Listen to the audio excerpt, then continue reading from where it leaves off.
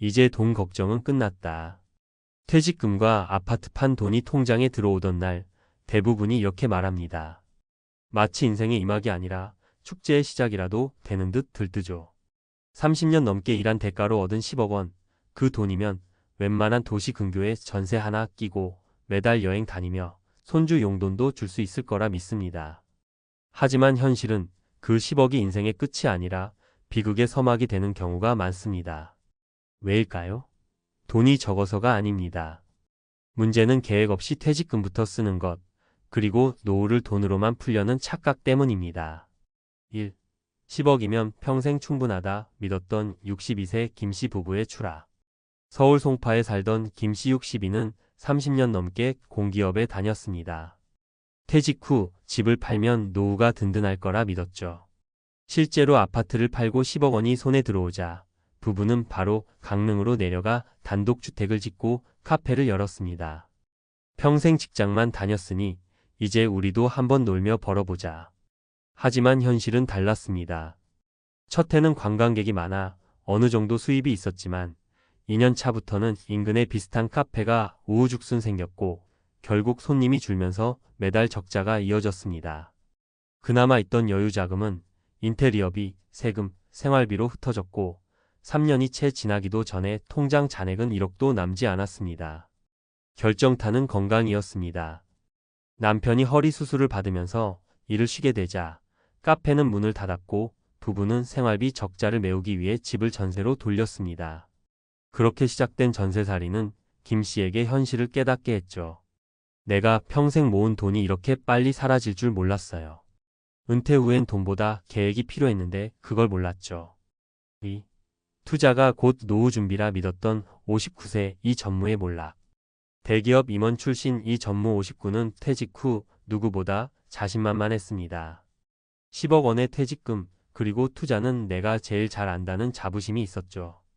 은행 금리가 너무 낮다며 곧장 주식과 부동산 펀드에 자금을 분산했습니다. 문제는 타이밍과 확신이었습니다. 그는 은퇴 후 미국 증시는 앞으로 10년간 오른다는 유튜브 영상을 보고 전체 자산의 절반 이상을 미국 성장주 ETF에 몰빵했습니다. 하지만 1년 후 금리 인상과 경기 침체로 시장이 급락하면서 계좌는 반토막이 났습니다. 거기에 부동산 펀드까지 유동성 위기를 맞아 환매가 중단됐죠. 내가 회사 다닐 때만 해도 리스크 관리가 몸에 배어 있었어요. 그런데 은퇴하고 나니까 오히려 불안한 마음이 투자를 망치더군요. 이 전무는 지금도 매달 250만 원으로 생활합니다. 자녀 결혼 자금으로 2억을 내주고 나니 남은 돈은 3억 남짓. 한때 경제적 자유를 말하던 그가 지금은 연금이 유일한 생명줄이라 말합니다. 그는 이렇게 말하죠. 은퇴 후 투자는 다릅니다. 젊을 때는 잃어도 복구가 되지만 노후엔 그럴 시간이 없어요. 3. 돈이 아니라 관계가 무너졌다. 64세 박 부부의 이야기. 10억으로 노후를 시작한 박 부부는 경제적으로는 비교적 안정적인 편이었습니다. 남편은 은퇴 후 일부 자금을 정기예금에, 일부는 월세 수익용 원룸에 투자했고 매달 300만 원의 연금까지 들어왔습니다.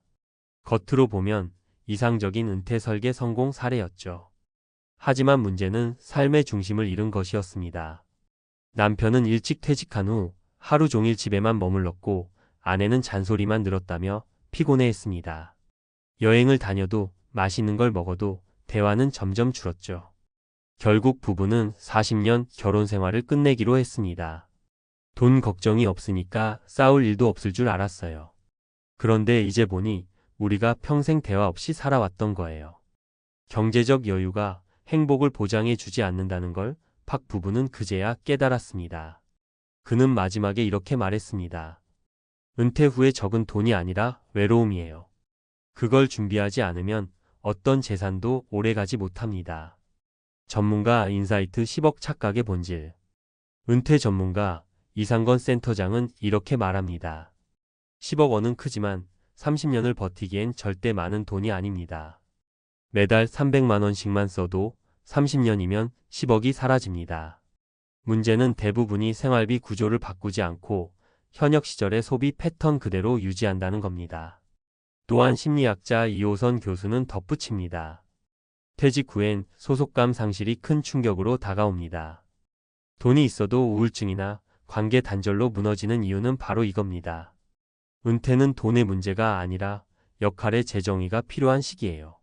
결국 10억 착각의 핵심은 돈을 벌 때의 논리로 노후를 설계하려는 태도입니다. 일할 때는 돈이 중심이지만 은퇴 후엔 시간과 관계가 중심이 돼야 하죠. 이걸 바꾸지 못하면 아무리 큰 돈도 순식간에 모래처럼 흩어집니다.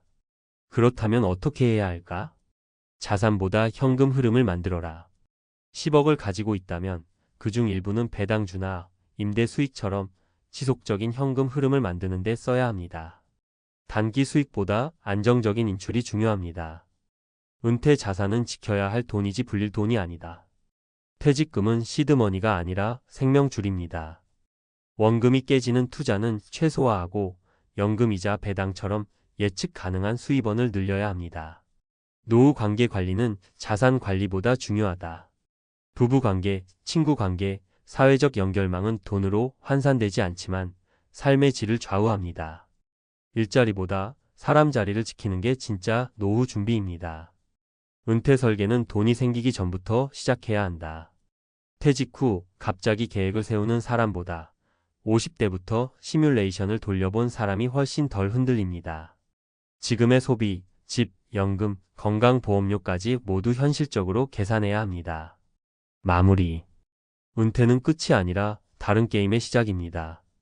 그런데 대부분은 게임의 룰이 바뀐 줄 모르고 직장 시절의 방식으로 돈을 씁니다. 그 결과 10억을 손에 쥔 그날부터 무너지는 겁니다. 행복한 노후의 공식은 의외로 단순합니다. 돈이 오래가는 구조와 사람이 남는 관계, 이 두 가지를 동시에 준비하는 것. 퇴직 후 진짜 부자는 돈이 많은 사람이 아니라 돈 때문에 불안하지 않은 사람, 그리고 함께 밥 먹을 사람이 있는 사람입니다. 노후 자금 10억, 인생 역전인 줄 알았죠? 비극의 시작이었습니다. 전문가가 본 10억 은퇴 자금의 착각과 현실. 1. 10억은 많지만 평생 충분한 돈은 아니다. 은퇴자들이 가장 많이 하는 오해는 10억이면 평생 먹고 산다는 믿음입니다. 하지만 실제 계산을 해보면 이야기가 전혀 다릅니다. 예를 들어 부부가 월 350만 원을 쓰며 30년을 산다고 가정하면 단순 계산으로 350만 12개월, 30년 12억 6천만 원입니다. 여기에 의료비, 물가 상승, 긴급 지출까지 고려하면 최소 15억 원 이상이 필요합니다. 즉 10억으로 은퇴를 시작하면 부족한 상태에서 출발하는 셈입니다. 문제는 대부분이 이 사실을 모르고 퇴직 직후 가장 큰 돈을 쓰는 초기 소비 과잉으로 빠진다는 점입니다. 첫 해에는 집 리모델링, 차량 교체, 여행 등으로 수천만 원이 나가고 이 시기를 제대로 통제하지 못하면 3년 안에 자산의 3040%가 사라집니다. 이는 한국 노후 파산자들의 공통 패턴이기도 합니다. 2. 퇴직금은 굴릴 돈이 아니라 지켜야 할 돈이다. 퇴직 직후 가장 위험한 행동이 바로 퇴직금을 투자로 굴리자입니다. 한국금융투자자보호재단의 조사에 따르면 은퇴 후 3년 내에 고위험 상품에 손을 댄 은퇴자의 68%가 손실을 봤습니다. 퇴직금은 현역 때 잃은 돈을 회복할 자금이 아니라 다시 벌 수 없는 돈입니다. 따라서 가장 먼저 해야 할 일은 투자보다 보존입니다. 전문가들이 권하는 첫 번째 원칙은 3331 분산 구조입니다. 생활비 등 단기 현금 유동성 3억 예적금, CMA, 중기 안정수익 3억 채권형 펀드, 리츠, 배당주 ETF 등, 장기 물가 대응 자산 3억 인플레이션 방어형 ETF, 금, 일부 해외 자산, 긴급 및 예비비 1억 의료비, 가족 지원, 예기치 못한 상황 대비. 이 구조를 유지하면 지속적 인출이 가능한 구조적 방어선을 만들 수 있습니다. 3. 10억 은퇴 자금의 심리적 함정. 은퇴 후 가장 무서운 건 돈이 아니라 불안감입니다. 사람은 돈이 있어도 돈이 줄어드는 걸 보는 공포에 쉽게 휘둘립니다. 이 불안은 과소비나 과투자 혹은 지나친 절약으로 이어지며 결국 삶의 질을 떨어뜨립니다. 특히 남성 은퇴자들의 경우 사회적 역할 상실과 경제적 주도권 약화로 인한 스트레스가 큽니다. 이 때문에 무리한 창업, 무계획 투자, 관계 단절로 이어지는 사례가 많습니다. 한 심리학 연구에서는 은퇴 후 2년 이내 사업을 시작한 사람 중 10명 중 7명은 5년 안에 실패했으며 그중 절반이 심리적 우울감으로 생활 만족도가 급격히 낮아졌다고 합니다. 4. 사례로 보는 10억의 착각. 강릉 카페로 내려간 부부의 후회. 10억으로 카페를 차렸지만 3년 만에 8억이 사라졌습니다. 문제는 사업이 아니라 낭만으로 접근했다는 점이죠. 은퇴 후 창업의 80%는 수익보다 의미 중심으로 시작하지만 의미는 돈을 대신하지 못합니다. 주식으로 월세 벌겠다는 전직 임원의 실패. 한 퇴직 임원은 10억 중 절반을 미국 기술주 ETF에 넣었습니다. 2년 만에 반토막이 났고 그 후 투자 공포증으로 현금만 들고 있습니다. 노후 자산은 복구 시간이 없기 때문에 리스크보다 회복 불가능성이 훨씬 큰 문제입니다. 돈은 남았지만 사람은 떠난 부부. 경제적으로는 안정적이었지만 대화 단절로 이혼한 부부도 있습니다. 은퇴 후 함께 있는 시간이 늘어나면서 관계가 무너지는 케이스죠. 결국 정서적 설계가 빠진 재정 설계는 오래가지 못합니다. 5. 전문가들이 권하는 진짜 10억 전략. 1. 생활비 구조를 먼저 정하라. 자산보다 중요한 건 매달 나가는 돈의 구조입니다. 현역 시절의 소비 패턴을 유지하면 절대 10억으로 버틸 수 없습니다. 50대 이후부터는 지출을 70% 수준으로 줄이는 시뮬레이션이 필요합니다.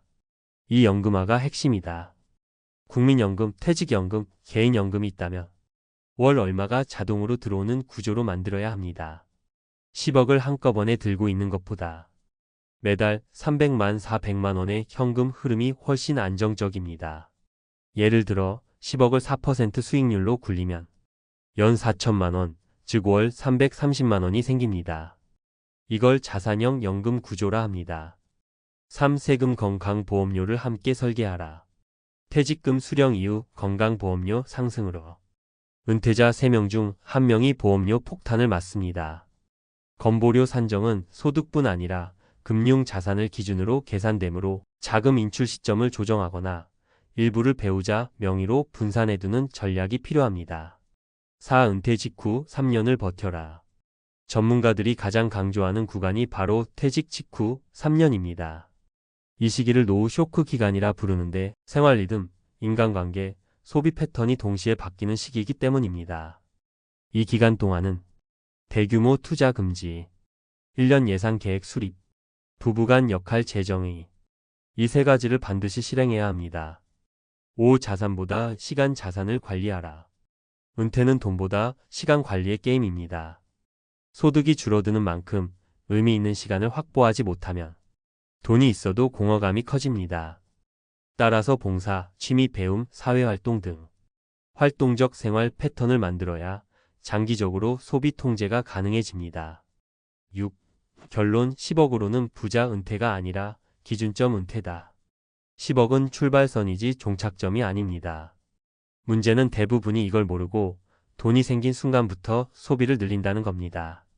결국 노후의 성공은 돈의 크기보다 속도의 문제, 즉 얼마나 천천히 오래 쓰느냐에 달려 있습니다. 10억 은퇴의 진짜 공식은 다음 한 문장으로 정리됩니다.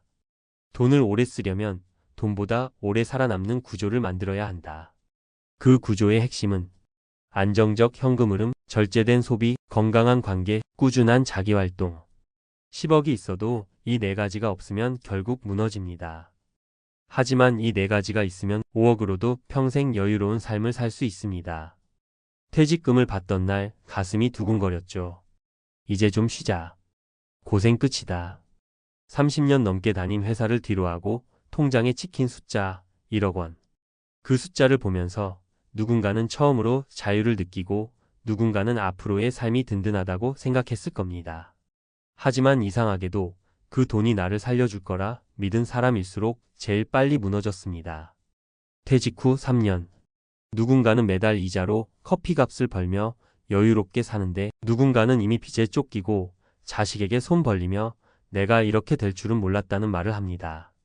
대체 뭐가 이렇게 갈랐을까요? 퇴직금 1억. 왜 어떤 사람에겐 평생의 안전망이 되고 어떤 사람에겐 3년짜리 착각이 되는 걸까요? 1. 첫 번째 사례 퇴직금으로 치킨집을 열면 나도 사장님이겠지? 서울 은평구에 사는 58세 이정수 씨는 퇴직 후 1억 원을 들고 치킨집을 열었습니다. 주변 친구들이 다 말렸지만 정수 씨는 웃으며 말했죠. 요즘 배달 잘 되잖아. 하루에 50만 원만 팔아도 한 달에 1,500은 남는다더라. 하지만 현실은 달랐습니다. 프랜차이즈 본사에 들어간 보증금, 인테리어, 장비비만 8천만 원. 나머지로 첫 달 재료를 샀고 통장은 금세 바닥이 났습니다. 2년을 버텼지만 코로나가 오고 배달 수수료가 오르자 결국 문을 닫았습니다. 남은 건 2천만 원 빚과 무너진 자신감뿐이었죠. 그가 말하더군요. 퇴직금이 많다고 느낀 순간이 가장 위험했어요. 1억이면 평생 쓸 돈 같았는데 장사 한 번에 다 날아가더라고요. 전문가들은 이걸 퇴직금 착시 효과라고 부릅니다. 한 번에 큰 돈이 들어오면 마치 부자가 된 듯한 착각에 빠지지만 퇴직금은 평생 써야 할 돈이지 새로운 출발 자금이 아닙니다. 그걸 구분하지 못하면 3년 안에 사라지는 건 순식간이죠. 2. 두 번째 사례 자식 결혼, 집 도와주고 나니까 내 노후는 없더라. 경기도 수원에 사는 62세 최선자 씨는 퇴직금 1억 2천만 원 중 절반을 아들 결혼 자금으로 썼습니다. 아들이 전세금이 부족하다고 하니 선뜻 내줬죠. 우리 세대는 부모 덕 좀 봤으니까 나도 해줘야지라는 마음이었습니다. 하지만 은퇴 후 현실은 달랐습니다. 연금은 월 90만 원, 남편 국민연금 합쳐도 170만 원 남짓? 생활비는 한 달 250만 원이 필요했죠. 결국 부족한 80만 원은 적금 깨고 예금 깨면서 메꿨습니다. 3년이 지나니 통장은 0. 그때서야 깨달았다고 합니다. 내 노후를 자식에게 나눠줬다는 게 아니라 내 노후를 팔아버린 거였어요. 이건 우리나라 5060대가 가장 자주 겪는 정서적 함정입니다. 부모로서의 의무감이 노후를 갉아먹는 것이죠. 한국보건사회연구원에 따르면 60대 이상 부모 중 절반 이상이 자식에게 경제적으로 도와준 뒤 후회한 적이 있다고 답했습니다. 이건 냉정하게 말하면 은퇴 설계 실패의 첫 단추입니다. 퇴직금은 부모의 마지막 자산이지 자녀의 첫 자본이 아닙니다. 그걸 구분하지 못하면 사랑이 빚으로 돌아옵니다. 3. 세 번째 사례 은행 이자만으로 살 줄 알았는데 인플레이션이 덮쳤죠. 65세 박성호 씨는 퇴직 후 1억 원을 정기예금에 넣었습니다. 원금이라도 안전해야지라는 생각이었죠. 그는 매달 이자 25만 원을 받으며 연금 120만 원과 합쳐 소박하지만 안정적인 삶을 꿈꿨습니다. 그런데 3년 뒤 물가가 치솟고 생활비가 40% 넘게 늘었습니다. 라면 한 봉지, 휘발유, 전기세까지 다 오르니 이자 따위는 의미가 없었죠. 그제야 박 씨는 말했습니다. 돈을 안 쓰고 보관한 것도 결국 가치가 줄어드는 것이더라고요. 전문가들은 이걸 은퇴자 물가 함정이라고 부릅니다. 현금은 안전하지만 시간이 지나면 가치가 녹아내립니다. 퇴직 후 1억을 그냥 예금에 넣으면 10년 후엔 실제 구매력이 6천만 원 수준으로 줄어드는 셈입니다. 그렇다고 무조건 투자하라는 건 아닙니다. 핵심은 돈의 역할을 나눠주는 것입니다. 생활비용, 비상자금, 그리고 장기 운용 자금으로 성격을 분리해야 합니다. 그게 바로 은퇴자 자산관리의 3분법입니다. 전문가 인사이트 퇴직금은 인생의 결산금이 아니라 인생 이막의 시드머니다.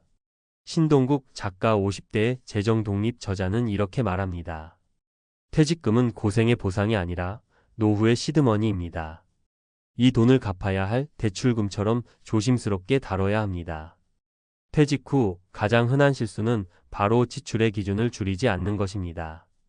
회사 다닐 때와 똑같이 소비하고 외식하고 선물하고 여행 가고 소득이 줄었는데 지출은 그대로면 1억은 3년이면 사라집니다.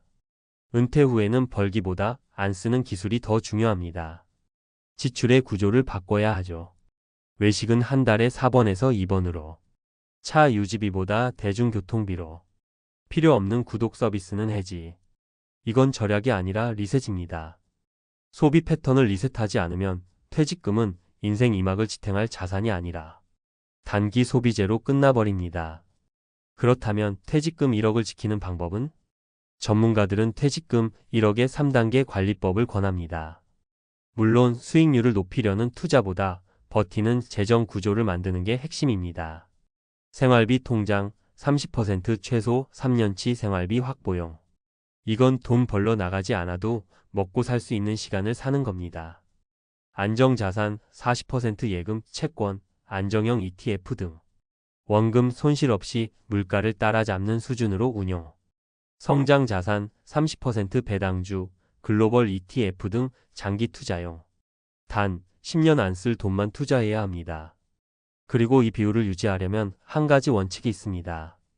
지출이 늘어나면 투자를 늘리지 말고 소비를 줄여라. 이게 은퇴 재정의 유일한 방패입니다. 결론 퇴직금은 끝이 아니라 기회다. 퇴직금 1억이 사라지는 이유는 돈이 적어서가 아닙니다. 생각이 여전히 직장인이기 때문입니다. 돈을 벌던 습관은 남아있는데 돈을 지키는 습관은 준비되어 있지 않은 거죠. 퇴직금은 끝난 세상의 보상이 아니라 다음 세상을 여는 시드머니입니다. 그걸 어떻게 쓰느냐에 따라 누군가는 70대에도 매달 이자로 커피를 마시며 웃고 누군가는 3년 만에 다시 구직 사이트를 켜게 됩니다. 이제는 질문을 바꿔야 합니다. 퇴직금으로 무엇을 할까? 가 아니라 이 돈으로 내 시간을 얼마나 지킬 수 있을까? 로요. 그게 바로 퇴직금 1억을 3년짜리 돈이 아니라 평생을 버틸 시간의 자산으로 바꾸는 첫걸음입니다. 맞아요. 결국 은퇴 후의 진짜 싸움은 돈의 크기보다 시간을 얼마나 현명하게 쓸 수 있느냐의 문제입니다. 퇴직금 1억이 사라지는 이유는 단순히 쓴 돈이 많아서가 아니에요. 그 돈으로 시간을 사는 법을 몰랐기 때문이죠. 퇴직하고 나면 대부분이 갑자기 생긴 자유와 여유에 들떠 있습니다. 이제 뭐 하지? 이 돈으로 내가 하고 싶은 거 해봐야지. 그래서 해외여행을 가고 자격증을 따고 오랜 꿈이었던 가게를 엽니다. 그런데 6개월만 지나도 깨닫습니다. 돈은 줄어드는데 내 삶은 점점 공허하다는 걸요. 4. 네 번째 현실 퇴직 후 돈보다 더 무서운 건 시간입니다. 65세 윤상호 씨는 퇴직 후 매일 아침 늦게 일어나는 게 행복했답니다. 30년 동안 한 번도 늦잠 못 잤으니까요. 하지만 2달쯤 지나자 허전함이 찾아왔습니다. 오늘 뭐 하지? 이 질문이 하루의 시작이 되고 점점 무력감이 밀려왔죠. 사람은 돈이 없어서 무너지는 게 아니라 의미가 없어서 무너진다는 걸 그제야 알았다고 합니다. 퇴직금 1억으로는 시간을 메꿀 수 없어요. 그 돈이 아무리 많아도 하루 24시간은 똑같이 흐릅니다. 전문가들은 이 시기를 은퇴 공백 디컴프레션 피리어드라고 부릅니다. 직장에서 어떤 성취감, 사회적 관계, 리듬이 사라진 뒤 그 공백을 메우지 못하면 불안이 소비로 이어지고 소비가 후회로 바뀝니다. 이 돈으로 뭐라도 해야겠다는 불안한 심리가 결국 불필요한 지출, 잘못된 투자, 무리한 창업으로 이어지죠. 결국 은퇴 후 돈을 지키는 첫 번째 비결은 돈을 쓰기 전에 나의 하루를 설계하는 것입니다. 5. 다섯 번째 현실 노후를 버티는 건 돈이 아니라 관계입니다. 퇴직금으로 1억을 받았다고 해도 혼자 밥 먹고 혼자 걱정하고 대화할 사람이 없으면 그 돈은 아무 의미가 없습니다. 70세 김광수 씨는 이렇게 말했죠. 은퇴 후 가장 많이 쓰는 돈이 뭔지 아세요? 병원비나 생활비가 아니라 외로움을 달래는 소비예요. 퇴직 후 처음엔 친구들이 많습니다. 퇴직 동기 모임, 골프, 낚시, 여행. 하지만 12년 지나면 점점 줄어듭니다. 건강, 경제력, 성격이 다 달라서 결국 남는 사람은 손에 꼽히죠. 그래서 요즘 은퇴 전문가들은 말합니다. 노후 준비는 돈이 아니라 사람을 관리하는 일이다. 관계가 유지되면 소비가 줄어듭니다. 커뮤니티나 봉사활동, 동호회, 작은 사회적 역할이 생기면 삶의 균형이 잡히고 돈을 쓸 이유가 줄어요. 결국 퇴직금 1억을 지키는 가장 현실적인 방법은 사람들과 연결된 삶을 사는 것입니다. 6. 여섯 번째 현실 은퇴 후 삶의 기술은 줄이는 것이 아니라 바꾸는 것입니다. 많은 분들이 은퇴 후에 절약을 다짐합니다. 그런데 절약만으로는 오래 못 갑니다. 지출을 줄이는 게 아니라 지출의 방향을 바꿔야 합니다. 예를 들어 매달 30만 원 들던 외식비를 10만 원 줄이고 그 20만 원을 헬스장이나 독서 모임, 취미 클래스에 쓰면 그건 절약이 아니라 투자가 됩니다. 돈은 줄었지만 삶의 만족도는 오히려 올라가죠. 이걸 행복 지출 전환이라고 부릅니다. 돈의 흐름을 소비 의미로 바꾸면 퇴직금은 단순한 생활비가 아니라 지속 가능한 에너지가 됩니다. 7.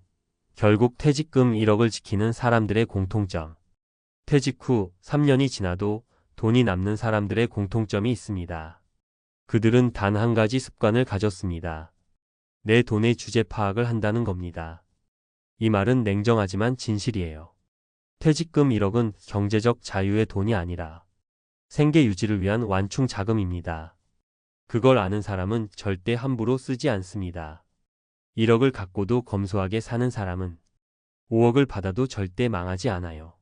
마무리 퇴직금은 돈이 아니라 인생의 리셋 버튼이다. 퇴직금이 인생을 편하게 만들어주진 않습니다. 다만 다시 시작할 수 있는 기회를 주는 거죠. 그걸 돈으로만 본다면 3년이면 끝나지만 그걸 시간과 의미를 되찾는 자본으로 본다면 남은 인생 30년을 새롭게 설계할 수도 있습니다. 결국 이렇게 묻는 게 맞는 겁니다. 이 돈으로 뭘 살까? 가 아니라 이 돈으로 어떤 삶을 만들까? 퇴직금 1억, 인생을 편하게 해주진 않지만 현명하게 쓰면 인생을 다시 뜨겁게 살아보게 해주는 자본이 됩니다. 그걸 깨달은 순간 돈은 사라지지 않고 당신의 두 번째 인생을 지켜주는 든든한 동반자가 되죠. 한때는 이력서를 받는 사람이었습니다. 부하 직원의 이력서를 검토하고 면접장에서 함께 일하고 싶습니다. 라고 말하던 그 시절이 있었죠. 그런데 이제는 내가 그 이력서를 쓰고 있습니다. 커리어 30년, 나이 52세. 내 이름을 구직자랑 칸에 적는 순간 참 서글펐습니다. 내가 이 나이에 이력서를 쓰게 될 줄이야. 자존심보다 현실이 더 무거웠습니다. 은행 잔고는 줄어들고 집에서는 이제 뭐 할 거야? 라는 질문이 점점 많아졌죠. 그때 깨달았습니다. 50대 이후의 인생은 퇴직이 아니라 재출발이더라고요. 문제는 그 재출발이 너무나도 험난하다는 겁니다. 1. 이 나이에 다시 시작이라니. 55세 김현수 씨의 눈물. 김현수 가명. 55씨는 대기업 기술직으로 28년을 근무했습니다. 회사에선 베테랑이라 불렸고 후배들의 멘토로 존경받던 사람이었죠. 하지만 회사 구조 조정으로 예상보다 빨리 퇴직하게 되었습니다. 한 23년은 쉬었다가 재취업하겠지라고 생각했지만 현실은 달랐습니다. 퇴직 후 6개월 이력서를 40군데 넣었습니다. 하지만 돌아온 답은 대부분 불합격 혹은 경력 과다. 젊은 팀 분위기와 맞지 않는다는 말도 여러 번 들었죠. 결국 김 씨는 경비직으로 재취업했지만 시급 1만 원 남짓? 연봉 8천만 원에서 월급 200만 원으로 떨어진 현실 앞에서 매일 한숨이 나옵니다. 퇴직 전엔 나 정도면 어디서든 필요하겠지 했어요. 그런데 세상은 냉정하더군요. 이 나이의 경력은 짐이었어요. 그는 요즘도 출근 전 거울을 보며 이렇게 중얼댑니다. 그래도 일할 수 있으니까 다행이다. 그게 그의 하루를 버티게 하는 유일한 위로입니다. 퇴직금으로 카페 차렸지만 1년 만에 문 닫았어요. 이선영 가명. 53씨는 은행에서 25년간 근무한 전직 직원입니다. 퇴직금 2억 원을 들고 이제 내 인생을 살아보자며 작은 카페를 열었죠. 처음엔 손님이 많았고 친구들도 찾아왔습니다.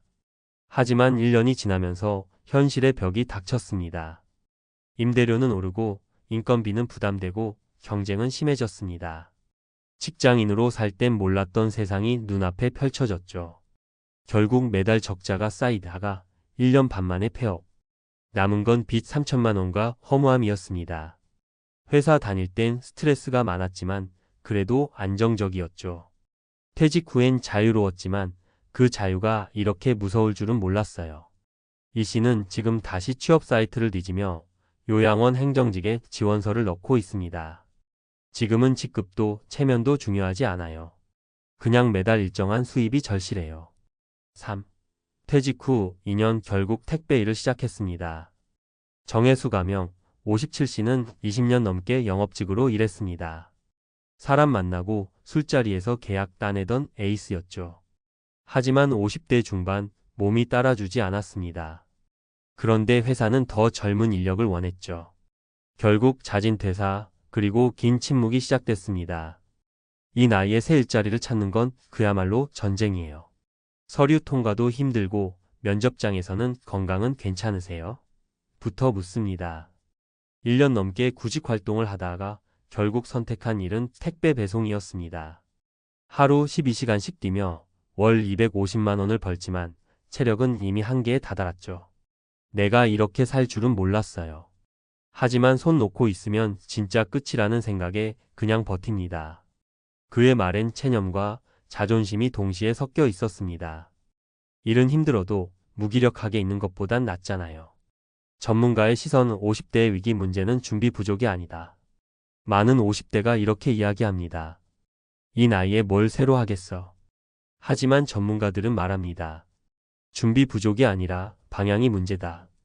은퇴 전문가 김동엽 미래에셋 투자연금센터 상무는 이렇게 말했죠. 50대 이후엔 커리어의 연장선을 찾으려 하지 말고 삶의 두 번째 곡선을 만들어야 합니다.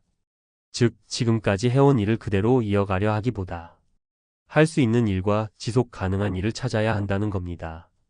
예를 들어 대기업 출신이라면 관리직 재취업이 아니라 자신의 경험을 나눌 수 있는 멘토링이나 교육 컨설턴트로 전환하는 시기죠. 또한 경제 구조 자체가 이미 변했습니다. 정규직 일자리는 줄고 단기 계약직과 프리랜서 중심의 구조로 바뀌었죠. 그러니 50대 이후엔 직장을 찾는 게 아니라 내 노동의 시장 가치를 다시 설계해야 한다는 겁니다. 그렇다면 50대 이후의 생존 전략은 뭘까? 첫째, 이력서보다 포트폴리오를 준비하라. 지금 시대는 무엇을 했는가 보다 무엇을 할 수 있는가를 묻습니다. 직무 중심의 이력서, 프로젝트 경험, 결과 중심의 성과 정리가 필요합니다. 둘째, 소득의 형태를 바꿔라. 한 직장에서 월급을 받는 시대는 끝났습니다. 지금은 다중 소득 구조 작게라도 여러 개의 수입원을 만드는 게 핵심이죠. 퇴직금으로 무리한 창업보다는 온라인 강의, 지역 강연, 임대소득, 배당 투자 등으로 분산하는 게 현명합니다. 셋째, 건강과 관계를 자산으로 봐라. 은퇴 후 돈보다 더 중요한 건 꾸준히 일할 수 있는 체력과 일을 함께할 사람입니다. 몸이 무너지면 기회도 사라지고 혼자가 되면 의욕도 있습니다. 현실은 냉정하지만 끝은 아닙니다. 지금 50대는 대한민국 역사상 가장 치열한 세대입니다. 부모를 부양하고 자녀를 책임지며 동시에 자신도 노후를 준비해야 하죠. 그래서 그 어느 세대보다 준비 없이 퇴직한 대가가 혹독합니다. 하지만 역으로 말하면 이 세대야말로 두 번째 인생을 다시 설계할 기회를 가진 첫 세대이기도 합니다. 50대의 이력서를 쓴다는 건 참담한 일일지 몰라도 그건 동시에 새로운 문을 여는 행위이기도 합니다. 나를 다시 증명하겠다는 용기, 끝까지 내 발로 서겠다는 의지가 담긴 한 장의 종이. 그게 바로 이 시대 50대의 자존심 아닐까요? 마지막으로, 지금 당신이 이력서를 쓰고 있다면 부끄러워하지 마세요. 그건 당신이 여전히 일하고 싶고 살아가고 싶다는 증거입니다. 세상은 냉정하지만 절망할 이유는 없습니다. 퇴직은 끝이 아닙니다. 그건 오히려 당신 인생의 두 번째 직업 선언문일지도 모릅니다. 50대의 이력서를 쓴다는 건 참담한 일입니다. 하지만 그 참담함 속에서 다시 일어서는 사람들, 그들이 바로 진짜 인생 이막의 주인공입니다. 50대가 구직시장에서 밀려나는 진짜 이유. 통계청 자료를 보면 50대 실업자는 10년 새 2배 이상 증가했습니다. 2024년 기준으로 50대 구직자는 40만 명에 육박하고 이 중 절반 이상이 6개월 이상 장기 미취업 상태에 놓여 있습니다. 그 이유는 명확합니다. 기업 입장에서는 임금 대비 생산성 비율이 낮다고 판단합니다. 빠르게 바뀌는 디지털 환경에서 기술 격차가 커졌습니다. 무엇보다 젊은 조직 문화와 맞지 않는다는 인식이 암묵적으로 작용하고 있습니다. 하지만 이건 단순한 나이 탓만은 아닙니다. 경제 구조 자체가 바뀌었기 때문입니다. 1990년대엔 대기업 공기업 중심의 정규직 사회였다면 지금은 프로젝트형 노동시장으로 완전히 이동했습니다. 즉, 한 직장에서 오래 일하는 시대는 끝났고 무엇을 할 수 있느냐가 노동의 가치가 되는 시대가 된 겁니다. 따라서 50대 이후에는 직장을 구하는 전략보다 내 경험을 시장에서 재정의하는 전략이 훨씬 중요해졌습니다. 이 50대 이후 재취업, 성공하는 사람들의 세 가지 공통점. 은퇴 전문가 김경록 미래에셋 투자교육연구소장은 이렇게 말했습니다. 50대 이후는 기회의 나이가 아니라 방향의 나이다. 자신이 쌓은 경험을 어디에 쓸지 선택하는 순간 그 사람의 노후가 갈린다. 이 말을 증명하듯 재취업에 성공한 사람들의 공통점은 세 가지로 요약됩니다. 일일이 아니라 역할을 찾는다. 직장을 다시 구하려는 사람일수록 실패 확률이 높습니다. 대신 자신이 가진 전문성을 살릴 수 있는 역할을 찾는 게 핵심입니다. 예를 들어 전직 인사팀장은 인사 컨설턴트나 면접 코치로, 은행 출신은 재무 상담사나 자산관리 멘토로, 기술직 출신은 교육 강사나 기술 자문으로 전환하는 시기죠. 이건 단순히 직종 변경이 아니라 경험의 재활용입니다. 이 나만의 브랜드를 만든다. 50대 이후엔 회사 이름이 아니라 내 이름으로 경쟁해야 합니다. 자신의 이력과 강점을 온라인에 기록하고 네트워크와 콘텐츠를 통해 신뢰를 쌓는 것이 중요합니다. 예를 들어 블로그나 유튜브에 자신의 경험을 정리하거나 전문 분야 관련 교육을 진행하는 식으로 개인 브랜드를 구축하는 사례가 늘고 있습니다. 이건 단순한 취미가 아니라 나를 시장에 다시 등록하는 작업입니다. 3. 돈보다 지속 가능성을 우선한다. 많은 50대가 퇴직 후 창업으로 바로 뛰어듭니다. 하지만 실패율이 70%를 넘습니다. 그 이유는 돈을 벌겠다는 조급함이 전략을 망치기 때문입니다. 전문가들은 일단 수입의 안정성을 확보하라고 조언합니다. 단기 일자리라도 경험을 이어가는 게 중요하며 수입보다 노동 감각을 잃지 않는 게 장기적으로 훨씬 유리합니다. 3. 퇴직 후 생존 공식 3단계 전략. 퇴직 전문가 이상건 미래에셋 투자연금센터장은 퇴직 후 인생은 3단계로 설계해야 한다고 말합니다. 1단계 소득 절벽 방어기. 퇴직 후 3년. 퇴직 직후엔 소득 공백기를 줄이는 게 가장 중요합니다. 이 시기엔 대규모 창업보단 단기 계약직 파트타임 프리랜서 형태로라도 현금 흐름을 유지하는 게 핵심입니다. 연금이나 퇴직금 인출은 최대한 늦춰야 합니다. 2단계 재정 찾기. 37년 차. 자신의 커리어를 재정의해야 하는 시기입니다. 그동안의 경험을 교육 컨설팅 서비스 형태로 전환하고 새로운 직업적 정체성을 만들어야 합니다. 예를 들어 퇴직 교사는 평생교육 강사로, 전직 기술자는 안전교육 강사로, 회계사는 프리랜서 세무 자문으로 전환하는 시기죠. 3단계 지속소득기. 7년차 이후. 50대 중반 이후에는 체력과 경험을 고려해 지속 가능한 일을 중심으로 설계해야 합니다. 즉, 몸이 아닌 머리로 벌 수 있는 구조를 만들어야 한다는 겁니다. 강의, 자문, 집필, 온라인 비즈니스, 임대 및 배당 등 노동이 아닌 시간의 레버리지를 활용하는 단계로 넘어가야 합니다. 4. 퇴직금 굴리기보다 나 자신을 굴려라. 많은 분들이 퇴직 후 퇴직금을 어떻게 굴릴까에만 집중합니다. 하지만 자산운용 전문가들은 이렇게 조언합니다. 퇴직금은 돈이 아니라 시간을 사는 자금입니다. 그 시간을 이용해 나 자신을 다시 시장에 맞게 리모델링하라. 즉, 퇴직금 일부는 새로운 기술 습득의 디지털 마케팅, 회계, 코칭 등 자격증 취득의 요양관리사, 평생교육사, 부동산 자산관리사 등 자기 브랜딩 홈페이지, 블로그, 콘텐츠 제작 등에 투자하는 것이 장기적으로 훨씬 높은 수익률을 낳는다는 뜻입니다. 50대 이후 결국 답은 관계와 건강. 마지막으로 전문가들이 한결같이 강조하는 건 두 가지입니다. 바로 건강과 관계입니다. 노후 파산의 3대 원인은 소득 단절, 건강 악화, 관계 단절입니다. 특히 퇴직 후 인간관계가 끊기면 우울감과 무기력증이 동시에 찾아와 재취업 의지도 꺾이게 됩니다. 따라서 50대 이후의 인생 설계에서 꾸준히 몸을 쓰는 루틴 걷기, 운동, 봉사활동 등 사람을 만나는 구조 스터디, 협동조합, 커뮤니티 활동 등을 생활 속에 고정비처럼 넣어야 합니다. 건강한 몸, 연결된 관계, 지속 가능한 소득. 이 세 가지가 있어야 비로소 퇴직 후에도 무너지지 않는 삶이 가능합니다. 전문가 결론.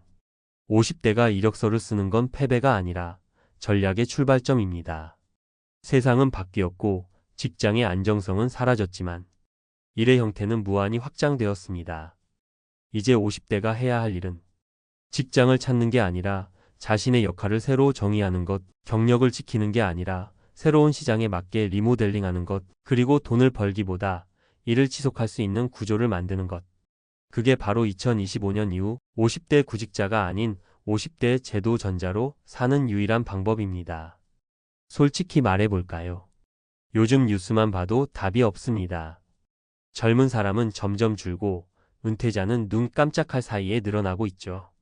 인구 3명 중 1명이 은퇴자라는 말, 그냥 통계가 아닙니다. 우리 동네만 돌아봐도 느껴지잖아요.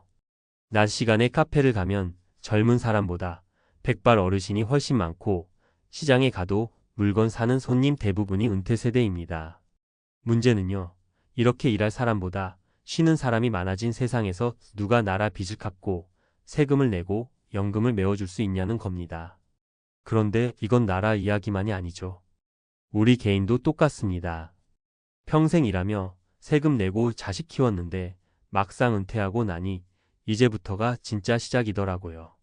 수입은 끊겼는데 대출금은 남아있고 생활비는 줄어들지 않아요. 은퇴자 3명 중 1명은 여전히 빚을 지고 산다는 통계가 괜히 나온 게 아닙니다. 1. 퇴직했는데 대출이 남았습니다. 62세 이모 씨의 이야기. 서울 강동구에 사는 이모 씨 62는 평생 직장 생활을 하며 열심히 살았습니다. 아파트 하나 장만하는 게 목표였죠.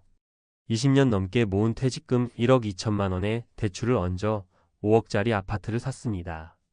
그런데 금리가 오르면서 이자가 치솟았고 은퇴하자마자 월 150만 원의 연금 중 절반이 대출 이자로 나가게 됐습니다. 이 나이에 이자 갚느라 허덕일 줄은 몰랐어요. 퇴직금으로 대출 갚으면 살 돈이 없고 안 갚으면 이자가 쌓이고 진퇴양난이죠. 이 씨의 사례는 요즘 60대의 전형적인 모습입니다. 과거에는 은퇴하면 빚 없는 내 집을 갖는 게 목표였지만 지금은 빚을 떠안은 채 은퇴가 현실입니다. 주택담보대출, 자녀 결혼자금, 부모 병원비까지 떠안으면서 퇴직 순간이 마이너스 인생의 시작점이 되어버린 거죠. 2. 은퇴 후에도 일합니다. 하지만 버는 돈은 66세 김정자 씨의 사례. 경기도 안산의 김정자 씨 66는 5년 전 35년 교직 생활을 마치고 명예퇴직했습니다. 당시 받은 퇴직금은 1억 8천만 원. 그런데 남편이 조기 퇴직하면서 생활비 부담이 2배가 됐습니다. 자녀 둘의 결혼자금, 손주 돌봄, 부모님 병원비로 퇴직금은 2년도 안 돼 사라졌죠. 은퇴하면 좀 쉬려 했는데 결국 마트 계산대 아르바이트 하고 있어요. 하루 7시간 서 있는데 다리가 퉁퉁 붓죠. 그래도 월 130만 원 버니까 그나마 숨통은 트여요. 김 씨는 이렇게 말하며 씁쓸히 웃었습니다. 사실 그녀는 은퇴 후 일하는 사람 중 1명입니다. 고용노동부 조사에 따르면 60대의 절반 이상이 은퇴 후에도 일을 하고 있습니다. 하지만 문제는 일자리의 질이에요. 평균 월급이 12만 150만 원 수준이라 빚 갚기도 벅찬 생활이 이어집니다. 3. 빚도 일도 없는 인생. 하지만 그게 더 무섭습니다. 71세 전직 자영업자 박모 씨. 박 씨는 평생 식당을 운영했습니다. 하루도 쉬지 않고 30년을 일했지만 코로나 때 큰 빚을 지고 가게를 접었죠. 남은 건 1,000만 원 남짓한 적금뿐이었습니다. 은퇴 후 빚은 다 갚았지만 수입이 완전히 끊겼습니다. 빚이 없는 건 다행인데 이제는 아무것도 없어요. 연금도 90만 원, 병원비랑 관리비 내면 남는 게 없어요. 그나마 예전엔 빚 갚느라 일한다는 목표라도 있었는데 지금은 그냥 허무해요. 박 씨의 말에는 묘한 공허함이 묻어 있습니다. 돈보다 더 무서운 건 쓸모없다는 감정이라는 걸 많은 은퇴자들이 공감하죠. 빚이 사라졌다고 행복이 오진 않습니다. 경제적 기반이 사라지면 정신적인 공허감이 그 자리를 차지하니까요. 전문가가 말하는 은퇴 세대의 위기 구조. 김동엽 미래에셋 투자와 연금센터 상무는 이렇게 말합니다. 우리 사회는 아직도 은퇴를 끝으로 보지만 사실은 또 다른 시작입니다. 문제는 준비 없는 시작이에요. 소득이 줄어드는 시기에 부채가 남아있고 지출 구조는 줄지 않습니다. 이걸 가장 먼저 조정하지 않으면 은퇴는 곧 파산의 전조가 됩니다. 은퇴 후 재정 구조를 분석해보면 평균적인 60대 가구는 소득의 70%가 생활비, 20%가 대출 상환, 10%가 의료비로 나갑니다. 남는 돈이 거의 없다는 얘기죠. 그런데도 자식 결혼식, 명절 선물, 손주 돌봄 같은 불가피한 지출은 계속됩니다. 결국 빚의 연속선상에서 벗어나지 못하는 겁니다. 이제는 빚 없는 은퇴보다 현금 흐름이 있는 은퇴로. 전문가들은 입을 모아 말합니다. 이제는 자산의 크기보다 현금 흐름이 중요하다. 예를 들어 3억 원짜리 아파트를 가지고 있지만 수입이 0원이라면 매달 생활비 200만 원이 나가는 순간 적자 인생이죠. 반면 월 100만 원이라도 꾸준히 들어오는 소득이 있다면 훨씬 안정적입니다. 이걸 현금 흐름 기반 은퇴라고 부릅니다. 국민연금 외에도 임대소득, 배당소득, 파트타임 근로 등 최소 2가지 이상의 수입원을 만들어야 하는 시대입니다. 현실적으로 가능한 3단계 대책. 빚 갚기보다 구조 바꾸기. 대출을 한꺼번에 갚기보다는 이자, 부담을 줄이는 방식으로 리모델링해야 합니다. 예를 들어 고금리 부채를 저금리 전환 대출로 바꾸거나 은퇴 전 직장에 있을 때 퇴직금 담보대출로 금리를 낮추는 식입니다. 소득 줄이기가 아니라 일거리 늘리기. 은퇴 후 수입이 줄면 대부분 지출 줄이기만 생각하지만 작게라도 꾸준한 일거리가 훨씬 효과적입니다. 유튜브 영상 편집, 온라인 판매, 도서관 보조, 경비직, 지역센터 일자리 등 시간 단위 일로 꾸준히 벌면 연금 이상의 안정감을 얻을 수 있습니다. 은퇴 이후 지출 시뮬레이션 만들기. 전문가들은 은퇴 3년 전부터 지출 시뮬레이션을 해보라고 조언합니다. 실제 은퇴 후 월 200만 원으로 살아보는 연습을 미리 해보는 거죠. 그렇게 해보면 생활의 우선순위와 불필요한 소비 패턴이 드러납니다. 은퇴 3명 중 1명 시대, 남의 이야기가 아니다. 이제 대한민국의 인구 구조는 거스를 수 없습니다. 일할 사람보다 쉴 사람이 많아지고 세금 내는 세대는 줄어들고 있습니다. 이건 단지 정부의 문제, 복지의 문제가 아닙니다. 우리 각자의 삶의 문제입니다. 한 사회가 빚을 감당하기 어렵다면 개인도 마찬가지예요. 인구 3명 중 1명이 은퇴자라는 말은 결국 이제 나도 그 3명 중 하나가 될 차례라는 뜻이죠. 마지막으로 이 말을 남기고 싶습니다. 은퇴는 멈춤이 아니라 생존 전략의 전환점이다.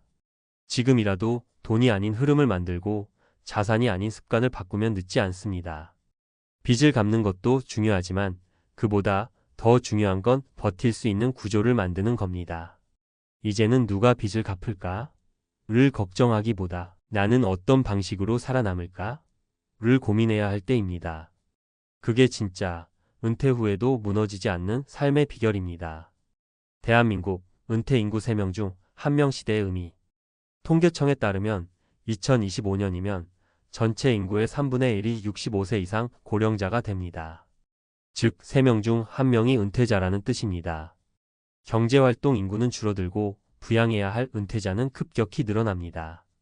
이 현상을 슈퍼 에이징 슈퍼 마이너스 에이징 사회라고 부릅니다. 단순히 노인이 많아지는 문제가 아니라 경제 구조가 변한다는 신호입니다. 생산 가능 인구 1564세는 매년 30만 명 이상 감소. 연금 수급자 수는 1000만 명을 돌파. 부양비라는 사람 1명이 부양해야 하는 노인 수는 현재 24명당 1명 2050년엔 1.3명당 1명으로 급등. 이 말은 결국 일할 사람보다 쉴 사람이 많아진다는 뜻이고 세금 연금 부채 모두 부담이 커질 수밖에 없다는 구조적 한계로 이어집니다. 은퇴 세대의 빚 구조가 심각한 이유. 한국은행 자료에 따르면 60세 이상 가구의 평균 부채는 4,650만 원입니다. 특히 주택담보대출과 자녀 지원을 위해 생긴 신용대출이 큰 비중을 차지합니다. 이게 왜 문제냐면 은퇴 이후엔 소득이 급감하기 때문입니다. 은퇴 전 월 평균 소득 약 420만 원. 은퇴 후 월 평균 소득 약 170만 원. 소득 감소율 약 60% 이상. 문제는 지출 구조는 거의 줄지 않는다는 겁니다. 생활비, 의료비, 자녀 지원비, 대출이자 등으로 여전히 월 250만 300만 원이 필요합니다. 결국 대부분의 은퇴자는 적자 구조로 진입합니다. 즉, 소득보다 지출이 많고 그 차이를 부채로 메우는 구조가 되는 것이죠. 은퇴 세대의 3중 리스크. 전문가들은 고령화 속에서 한국 은퇴자들이 겪는 가장 큰 위기를 3중 리스크로 정리합니다. 소득 리스크 일자리 단절, 연금 소득 부족. 자산 리스크 부동산 편중, 현금 흐름 부족. 지출 리스크 의료비 증가, 가족 지원 부담. 이 세 가지가 동시에 발생하면서 많은 은퇴자들이 생활비 적자 부채 증가, 자산 매각의 악순환을 겪게 됩니다. 전문가들이 권하는 현실적 해결 방향 3가지. 1. 빚 갚는 은퇴가 아닌 현금 흐름 은퇴로 전환하라. 김경록 미래에셋은퇴연구소장은 이렇게 말합니다. 은퇴의 목표는 부채 제로가 아니라 안정적인 현금 흐름 확보다. 즉, 빚을 모두 갚는 데 집착하기보다 매달 일정한 현금 유입이 지속되는 구조를 만드는 것이 핵심입니다. 국민연금, 개인연금, 일자리 소득의 3중 소득 구조 설계. 배당주, 리츠 REITs, 월배당 ETF 등 분기월 단위 수입원 확보. 은퇴 전 50대부터 연금형 상품이나 임대형 구조로 포트폴리오 재조정. 이렇게 하면 지속 가능한 현금 흐름이 생겨 예기치 못한 지출에도 버틸 수 있습니다. 이 자산 중심이 아닌 유동성 중심으로 재설계하라. 한국인의 자산 중 70% 이상이 부동산에 묶여 있습니다.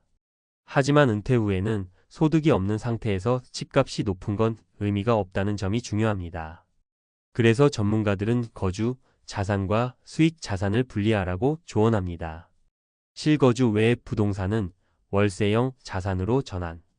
고령자, 주택연금 H유지주택금융공사, 영모기지 활용. 한 채는 줄이고 그 차익으로 안정적 금융자산 확보.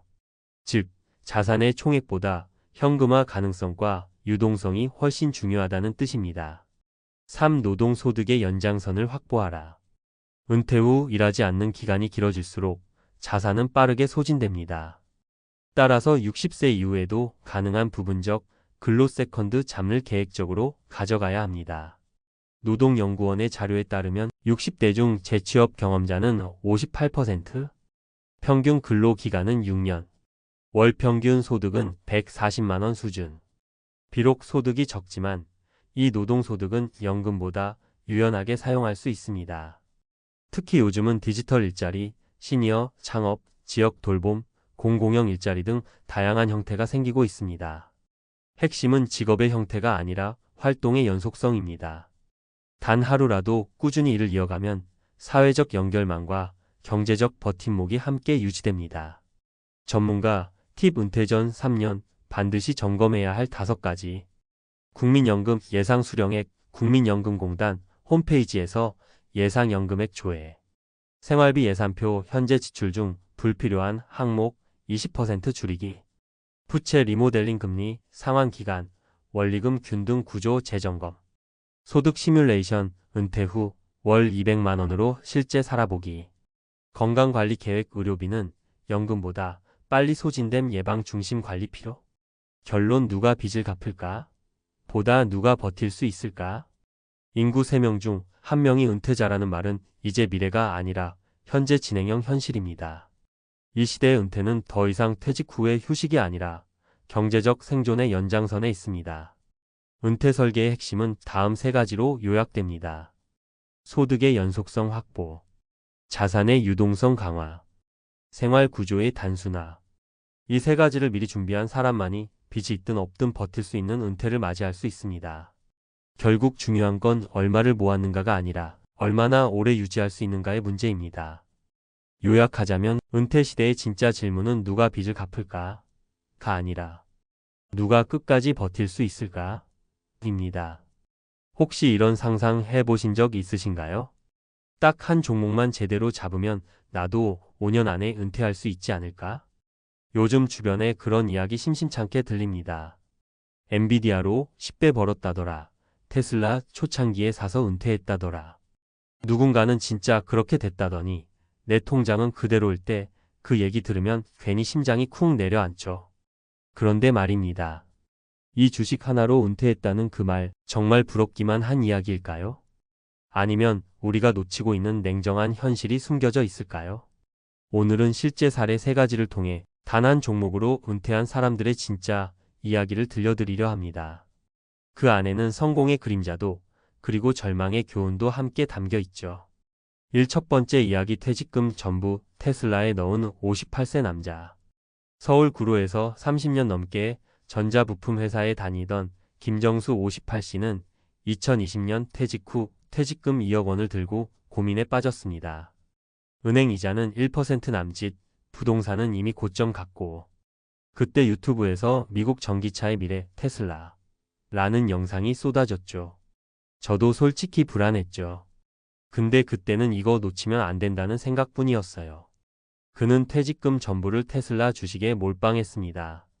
놀랍게도 2021년 초 주가는 폭등. 불과 1년 만에 자산이 5억 원을 넘겼습니다. 직장 동료들은 그냥 복권 맞은 거나 다름없다고 했죠. 그렇게 김 씨는 선언했습니다. 나 이제 진짜 은퇴다. 하지만 문제는 그 다음이었습니다. 2022년 금리 인상과 함께 주가가 반토막 나버린 겁니다. 5억이 2억으로 줄었고 남은 건 후회뿐이었습니다. 그때 팔았어야 했는데 이게 욕심이죠. 이제는 매일 차트만 봐요. 은퇴가 아니라 더 불안해졌어요. 그는 지금 다시 작은 회사의 계약직으로 복귀했습니다. 주식으로 은퇴했지만 결국 주식 때문에 다시 일하게 됐죠. 이 두 번째 이야기 엔비디아로 5년 만에 자유를 얻은 46세 IT 엔지니어. 반면 성공한 사례도 있습니다. 판교에서 IT 엔지니어로 일하던 이동훈 46씨는 2018년 엔비디아를 발견했습니다. AI 그래픽 반도체. 이건 게임이 아니라 세상이 바뀌는 흐름이다. 그는 매달 월급의 절반을 꾸준히 엔비디아에 투자했습니다. 처음엔 주변에서 미쳤다는 소리도 들었지만 그는 한 종목이라도 확실히 이해하고 오래 가져가야 한다는 신념이 있었습니다. 그 결과 2023년 그의 자산은 12억 원을 돌파했습니다. 그는 회사에 사표를 내고 제주도에 내려가 작은 코딩 학원을 열었습니다. 주식으로 은퇴했다기보다 주식 덕분에 1선택권을 얻은 거죠. 이 씨는 지금도 이렇게 말합니다. 단 한 종목으로 은퇴가 가능하긴 합니다. 하지만 그건 운이 아니라 공부로 만든 운이었어요. 회사 분석, 산업 변화, 리스크 관리 그걸 5년간 매일 했죠. 3세 번째 이야기 유튜브 보고 따라 샀다가 쫄딱 망한 62세 전직 교사. 퇴직 후 노후 자금을 불리려던 박영숙 62씨는 2021년 미국 배당주가 답이다라는 유튜브 영상에 빠졌습니다. 월세처럼 매달 돈이 들어온다는 말이 얼마나 달콤했을까요? 그녀는 가지고 있던 노후 자금 1억 5천만 원을 한 번에 고배당 에너지 ETF에 투자했습니다. 처음엔 배당이 꽤 괜찮았죠. 하지만 2022년 에너지 가격 급락, 환율 급등으로 ETF 가치가 30%나 떨어졌습니다. 그때 깨달았어요. 이건 공부 없이 하는 게 아니구나. 지금은 매달 30만 원씩 연금 저축계좌로 ETF를 나눠 사며 이제는 은퇴 자금을 지키는 게 우선이라고 말합니다. 주식으로 돈 버는 건 좋죠. 하지만 은퇴 후라면 잃지 않는 게 더 중요해요. 전문가의 인사이트 한 종목 은퇴 가능하지만 위험하다. 미래에셋 김동엽 상무는 이렇게 말합니다. 한 종목으로 은퇴할 수는 있습니다. 그러나 그것이 재현 가능한 성공이 되기는 매우 어렵습니다. 실제로 통계적으로 보면 S&P 500 종목 중 지난 20년간 시장을 능가한 기업은 5%도 되지 않습니다. 즉, 대부분의 기업은 장기적으로 지수보다 못하다는 겁니다. 은퇴자는 젊은 투자자와 달리 시간이 없습니다. 다시 일해서 복구할 수 있는 나이도 아니죠. 그래서 전문가들은 한결같이 이렇게 조언합니다. 한 종목의 100%는 절대 금물. 분산은 생존의 기본입니다. 설령 엔비디아, 애플이라 해도 언제든 50% 하락은 올 수 있습니다. 주식은 은퇴 수단이지 은퇴 계획이 아니다. 주식은 연금이나 배당 소득을 보완하는 도구일 뿐 은퇴의 전부가 되어선 안 됩니다. 언제 팔 것인가가 더 중요하다. 은퇴 후 주식은 오르는 것보다 팔 수 있는 시점을 관리하는 게 핵심입니다. 결국 진짜 은퇴는 한 종목이 아니라 한 시스템으로. 이 세 가지 사례를 보면 알 수 있죠. 한 종목으로 성공할 수도 망할 수도 있습니다. 결국 주식 선택보다 더 중요한 건 시스템을 만드는 것입니다. 이동훈 씨처럼 꾸준히 공부하며 자신만의 원칙으로 가는 사람은 5년 안에도 자유를 얻습니다. 반대로 유행을 줬거나 퇴직금을 몰빵한 사람은 1년 만에도 무너집니다.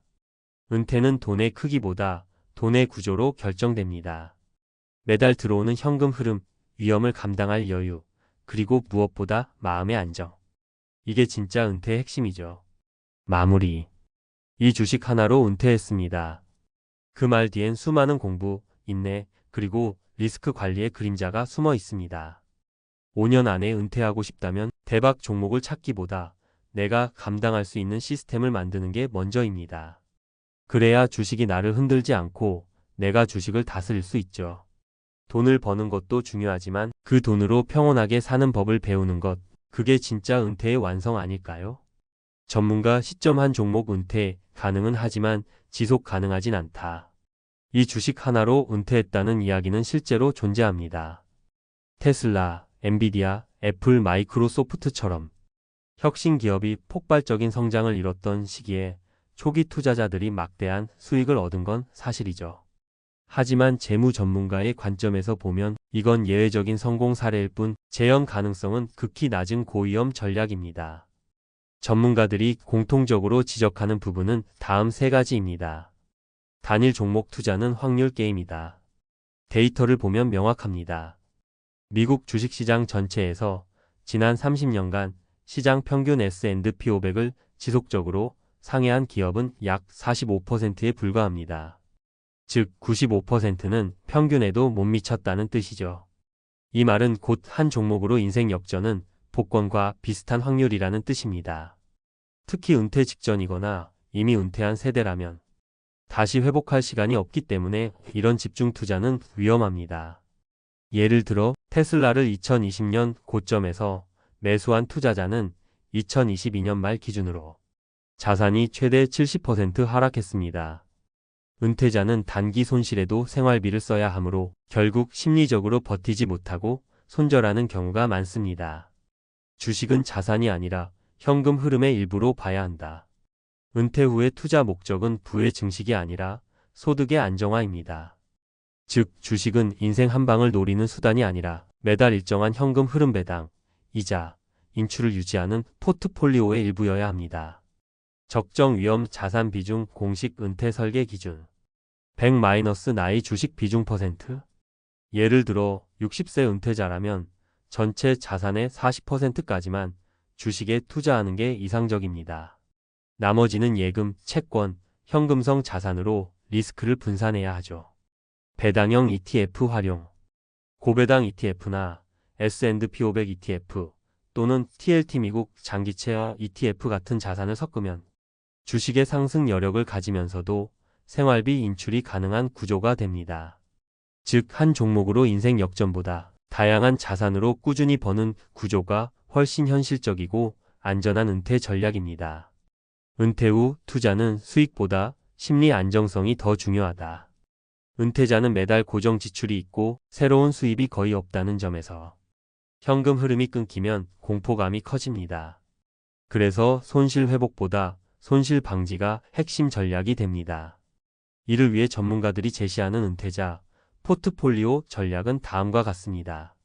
전문가 추천 3단계 은퇴 자산 구조. 구분 자산 구성 목적. 1단계 안전 자산 예금 MMF 단기채 13년 생활비 확보. 2단계 안정형 자산 배당 ETF 채권형 펀드 연금 보완 생활비 인출. 3단계 성장형 자산 미국 S&P 500 기술주 글로벌 ETF 장기 인플레이션 대응. 이 구조의 핵심은 시간 분리입니다. 단기 13년 시장이 흔들려도 생활비는 안전하게 확보. 중기 37년 배당과 이자로 연금 보완. 장기 7년 이상 자산 성장으로 물가 상승 대비. 이렇게 하면 단기 시장 급락에도 흔들리지 않고 심리적으로도 안정된 지속 가능한 은퇴 생활을 유지할 수 있습니다. 5년 안에 은퇴의 현실적인 조건. 5년 안에 은퇴하겠다는 목표는 주식 하나로 부자가 되겠다보다 5년 안에 경제적 자유 기반을 완성하겠다는 의미로 바꾸는 게 좋습니다. 현실적으로 5년 안에 은퇴를 이루려면 다음 4가지 조건이 필요합니다. 자본금 최소 2억 3억 원 이상 확보. 적은 돈으로 대박을 노리면 변동성이 감당이 안 됩니다. 연평균 10% 수익률 유지 가능 전략. 이는 시장 평균 수준이며 장기 ETF로 가능. 생활비 절감 구조 마련. 지출이 고정되면 아무리 벌어도 자유가 없습니다. 부분적 수입원 확보. 부업, 임대, 연금, 배당 등 현금 흐름 파이프라인 확보. 즉, 한 종목 투자보다는 다양한 소득의 조합이 진짜 은퇴를 만듭니다. 전문가, 조언 은퇴 후 투자는 이기는 게임이 아니라 지지 않는 게임이다. 은퇴 전문가 이상건 센터장은 이렇게 말합니다. 은퇴자의 투자는 1등을 노리는 경주가 아니라 끝까지 완주하는 마라톤입니다. 젊은 시절에는 얼마 버느냐가 중요하지만 은퇴 후에는 얼마를 지키느냐가 중요합니다. 그리고 그 차이를 만드는 건 분산과 인내, 그리고 욕심을 내려놓는 습관입니다. 결론 한 종목으로 은퇴보다 한 원칙으로 평생. 이 주식 하나로 은퇴했다는 이야기는 우리에게 꿈과 희망을 주지만 현실에서는 대부분 반짝 성공 후 불안한 노후로 끝납니다. 진짜 은퇴는 운이 아니라 원칙으로 만들어집니다. 하나의 종목보다 중요한 건 내가 이해할 수 있는 투자, 감당 가능한 위험, 꾸준한 현금 흐름, 그리고 시장이 흔들려도 흔들리지 않는 마음입니다. 5년 안에 은퇴하고 싶다면 한 종목이 아니라 한 시스템을 만들어야 합니다. 그 시스템은 결국 돈을 버는 구조가 아니라 평생 지속 가능한 삶의 구조입니다. 요약하자면 이 주식 하나로 은퇴했습니다는 가능한 이야기입니다. 하지만 그 상태로 평생 행복하게 살았다는 거의 없는 이야기입니다. 진짜 성공은 단 한 번의 투자에서 오는 게 아니라 매일의 원칙적인 선택에서 만들어진다는 것. 그게 전문가들이 말하는 진짜 은퇴 재테크의 핵심 진실입니다. 솔직히 퇴직금 5억이면 인생 좀 편하게 살 수 있을 것 같죠? 직장 다닐 때는 매달 월급 타면서 퇴직만 하면 이제 좀 쉬자. 그때부터는 내 시간이다 싶습니다. 그런데 막상 퇴직하고 통장에 5억이 찍히면 신기하게도 그때부터 진짜 고민이 시작됩니다. 이 돈 평생 쓸 수 있을까? 은행에 넣어둘까? 투자할까? 아니면 집부터 줄일까? 어느 순간 돈 걱정 없는 삶이 아니라 돈 걱정뿐인 삶이 되어버리는 사람들을 많이 봤습니다. 같은 5억을 받아도 어떤 사람은 평생 여유롭게 사는데 어떤 사람은 3년도 못 가 다시 일자리를 찾아다닙니다. 그 차이는 돈의 크기가 아니라 돈을 다루는 태도입니다. 오늘은 바로 그 차이에 대해 이야기해 보려 합니다. 퇴직금 5억, 누구는 평생 여유롭고 누구는 파산 직전까지 간 이유. 그 결정적인 한 가지 차이, 그게 뭔지 구체적으로 말씀드릴게요. 1. 5억으로 시작한 여유로운 노후 계획이 있었던 김정호 62세 씨 이야기. 김정호 씨는 62세에 대기업에서 퇴직했습니다.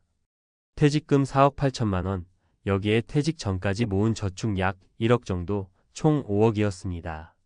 그는 은퇴 전부터 꾸준히 은퇴 리허설을 했습니다. 퇴직 3년 전부터 매달 실제 생활비를 기록했고 은퇴 후 사용할 가짜 통장을 만들어 생활해 봤습니다. 한 달 300만 원으로도 살 수 있는지, 어떤 소비가 꼭 필요한지 직접 몸으로 느껴본 거죠. 결과적으로 은퇴 후엔 한 달 280만 원이면 충분하다는 결론을 얻었습니다. 그리고 남은 5억 중 3억은 안정적인 채권형 ETF와 배당주에, 1억은 정기예금으로, 나머지 1억은 비상금 계좌로 따로 뒀습니다. 지금도 그는 매달 130만 원 정도의 배당금과 이자를 받고 국민연금 170만 원을 더해 총 300만 원으로 살고 있습니다. 돈은 조금씩 줄지만 그의 생활은 흔들리지 않습니다. 그는 이렇게 말했습니다. 5억이 많다고 생각하지 않았어요. 대신 이걸 얼마나 오래 쓸 수 있느냐가 중요했죠. 그는 돈을 불릴 대상이 아니라 지속할 자원으로 본 겁니다. 그게 바로 첫 번째 차이입니다. 계획이 있느냐 없느냐. 2. 5억이 3년 만에 사라진 이유, 감정 소비에 무너진 박성호 60세 씨 이야기. 박성호 씨는 퇴직 후 5억이 통장에 찍히는 순간 그동안에 억눌린 욕망이 폭발했습니다. 이제 평생 열심히 일했으니 나를 위해 써야지. 첫 해엔 아내와 유럽 여행을 다녀왔고 새 차를 뽑고 주말마다 골프를 쳤습니다. 그게 1년 만에 1억이었습니다. 둘째 애인 친구와 함께 카페 창업을 했는데 6개월 만에 망했습니다. 마지막 1년은 손실을 만회하려고 주식에 손을 댔습니다. 결국 5억 중 4억 7천만 원이 사라졌습니다. 3년 만에 남은 돈은 3천만 원. 그제야 그는 국민연금 180만 원으로는 생활비와 의료비를 감당할 수 없다는 걸 깨달았습니다. 퇴직금이 인생 보너스라고 착각했어요. 사실 그건 평생 월급의 마지막 한 번이었는데 말이죠. 그는 돈을 보상으로 썼습니다. 하지만 퇴직금은 보상금이 아니라 앞으로 살아갈 날들을 위한 생존비입니다. 감정이 이성을 앞설 때 돈은 생각보다 훨씬 빠르게 사라집니다. 이게 두 번째 차이입니다. 돈을 쓰는 기준이 감정이냐, 계획이냐. 3. 퇴직금 5억으로 월급 만들어낸 사람 시스템을 세운 최은자 64세 씨 이야기. 최은자 씨는 퇴직금 5억 중 2억을 전세 보증금으로 3억을 시스템 만들기에 썼습니다. 그녀는 재테크 전문가가 아니었습니다. 하지만 퇴직 후 1년 동안 금융 공부를 하며 내 돈이 월급처럼 들어오게 하자는 목표를 세웠습니다. 그녀는 우선 국민연금 160만 원에 더해 3억 중 1억은 배당주 ETF, 1억은 월 분배형 리츠, 나머지 1억은 단기 채권형 ETF에 분산 투자했습니다. 그 결과 매달 120만 150만 원 정도의 현금 흐름이 생겼습니다. 지금 그녀의 총 생활비는 월 270만 원인데 그중 절반 이상이 투자 수익으로 들어오고 있습니다. 그녀는 이렇게 말했습니다. 돈이 일하게 하니까 내가 불안하지 않아요. 내가 일하지 않아도 돈이 들어오거든요. 이게 세 번째 차이입니다. 돈을 써서 없애느냐, 돌려서 살리느냐. 4. 결국 차이는 한 가지 돈의 크기가 아니라 시스템의 유무. 퇴직금 5억은 많을 수도 적을 수도 있습니다. 하지만 한 가지는 분명합니다. 이 돈을 어떻게 흐르게 만드느냐에 따라 평생이 달라집니다. 은퇴 후의 핵심은 돈을 모으는 시기가 아니라 돈이 일하게 하는 시기로 전환하는 겁니다. 더 이상 직접 벌 수 없으니까 돈이 대신 일해야 하는 거죠. 그렇다면 그 시스템을 어떻게 만들 수 있을까요? 전문가들이 공통으로 말하는 세 가지 원칙이 있습니다. 고정비를 줄이는 게 투자보다 우선이다. 은퇴자들이 흔히 놓치는 게 바로 생활비 구조입니다. 월 100만 원의 차이가 10년이면 1억 2천만 원입니다. 소득보다 지출을 먼저 관리해야 돈이 오래 가는 구조를 만들 수 있습니다. 현금 흐름이 끊기지 않게 분산소득 구조를 만들어라. 국민연금, 개인연금, 배당, 임대이자. 이 중 하나라도 막히면 위험해집니다. 최소 23개의 수입 파이프라인을 확보해야 합니다. 퇴직금의 일부를 매달 현금이 생기는 자산에 넣는 이유가 바로 여기에 있습니다. 내가 일하지 않아도 들어오는 돈을 늘려라. 퇴직금은 단순히 소비 자금이 아니라 생산 자금입니다. 그걸 어디에 쓰느냐에 따라 돈이 사라지기도 하고 평생을 지탱하기도 합니다. 즉, 월급 같은 돈을 만들어야 한다는 거죠. 그래서 배당형 자산, 임대형 자산, 월분배형 상품이 은퇴자에게 필요한 이유입니다. 5. 전문가가 말하는 단 한 가지 비밀. 은퇴설계 전문가 김동엽 상무는 이런 말을 했습니다. 퇴직금 5억은 충분한 돈이 아닙니다. 하지만 돈의 방향을 정해두면 5억은 평생을 지탱할 자원이 됩니다. 여기서 방향이란 결국 시스템입니다. 돈이 매달 일정하게 들어오고 빠져나가는 흐름이 관리되는 구조. 이걸 만들어 놓은 사람은 여유를 누리고 그렇지 않은 사람은 불안 속에서 돈을 까먹습니다. 6. 정리하자면 퇴직금 5억 그 자체가 당신의 인생을 보장해주지 않습니다. 하지만 그 5억으로 돈이 일하는 구조를 만들면 그건 단순한 퇴직금이 아니라 평생 월급 통장이 됩니다. 누구는 여유롭고 누구는 3년 만에 끝나는 이유. 그 차이는 오직 하나입니다. 돈을 계획대로 흐르게 하느냐, 감정대로 흘려보내느냐. 이 한 가지가 은퇴 이후 인생의 방향을 완전히 갈라놓습니다. 퇴직금 5억, 누구는 평생 여유롭고 누구는 3년 만에 끝났다. 여러분이라면 그 차이를 어디에 두시겠습니까? 이제부터라도 늦지 않았습니다. 돈의 크기보다 흐름의 구조를 만드는 것. 그게 진짜 평생 돈 걱정을 끝내는 유일한 길입니다. 앞서 퇴직금 5억으로 평생 여유를 누리는 사람 vs 3년 만에 무너지는 사람의 차이를 이야기했다면, 이제는 전문가의 관점에서 은퇴자금 5억을 어떻게 운용해야 평생 지속 가능한 구조를 만들 수 있는가를 구체적으로 풀어드리겠습니다.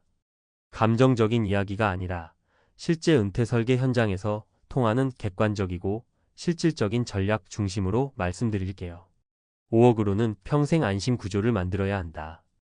은퇴 설계 전문가들은 퇴직금 5억을 은퇴 자금을 운용하기 위한 시드로 봅니다. 즉, 이 돈은 소비하는 자금이 아니라 새로운 월급을 만드는 기초 자본입니다.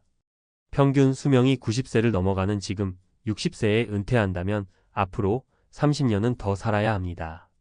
매달 300만 원만 써도 1년에 3,600만 원, 30년이면 10억 8천만 원입니다. 즉, 5억은 결코 큰 돈이 아니라 버텨야 할 자산인 겁니다.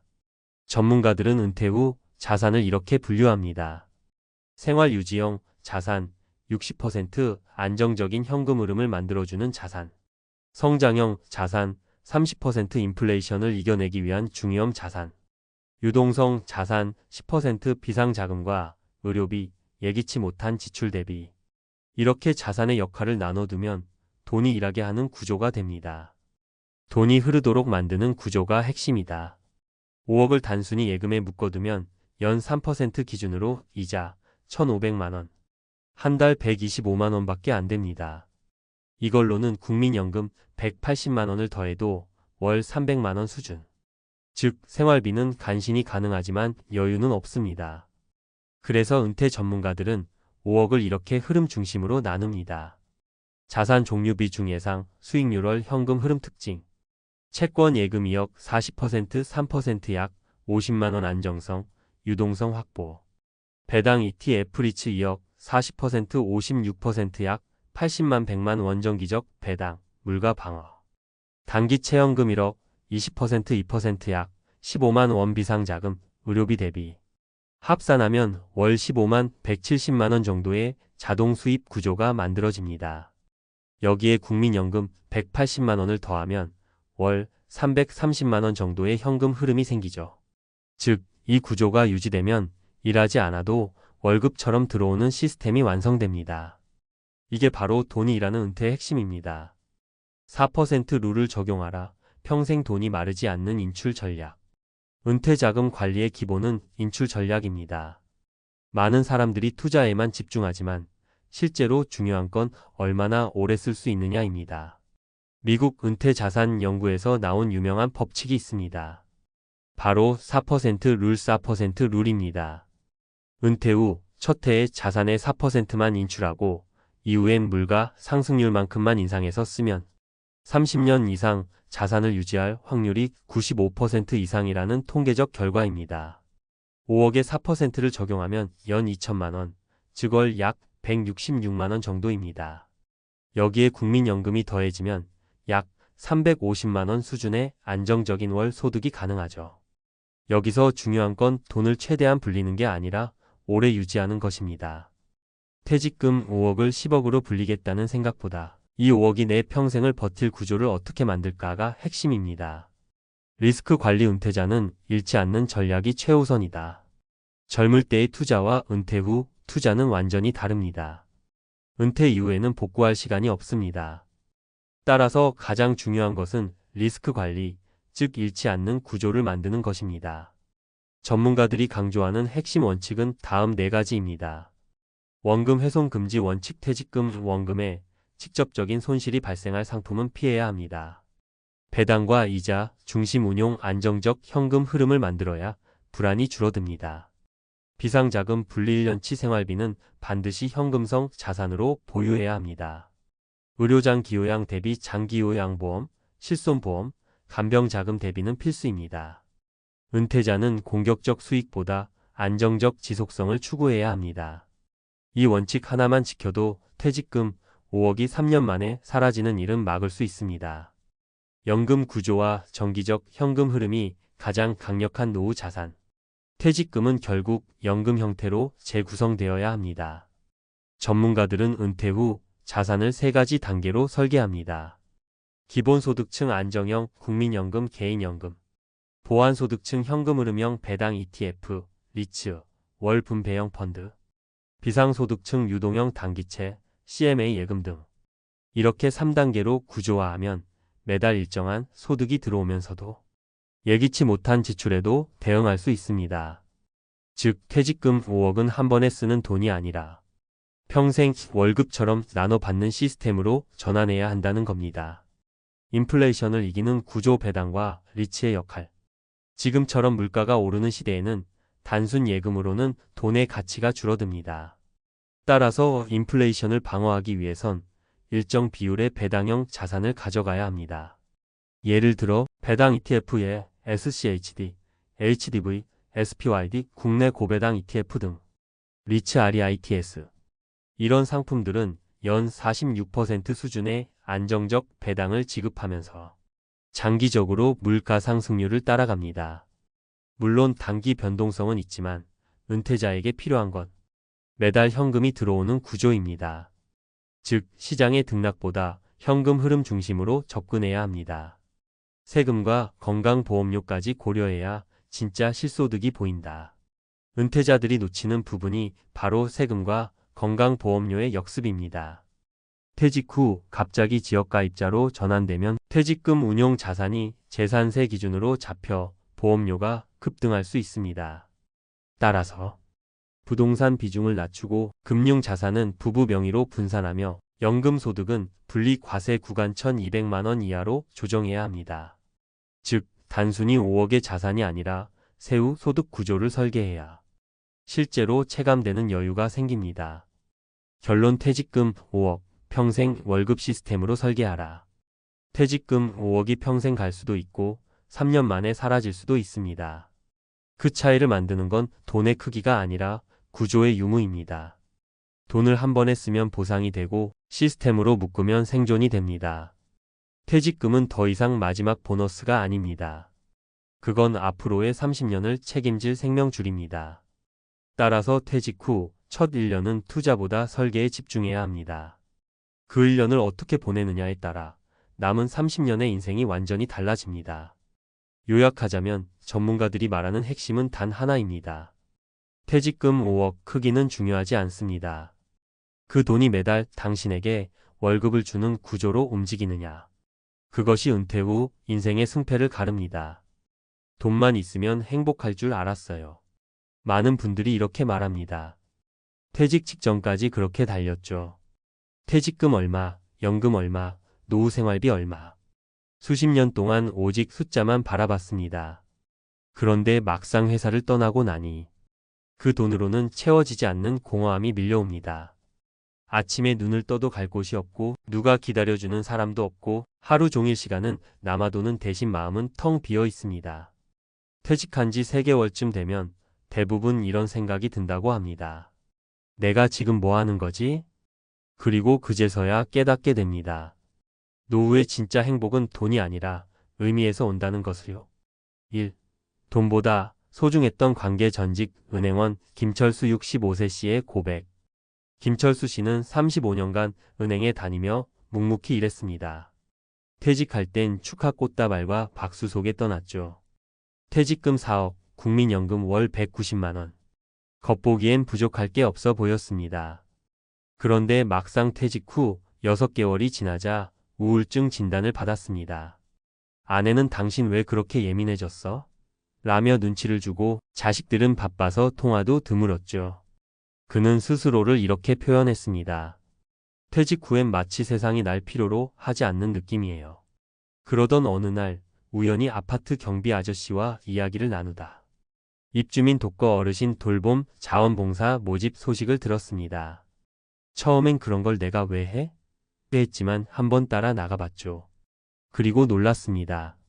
누군가가 자신의 이름을 기억해주는 게 김 선생님 오늘도 오셨어요.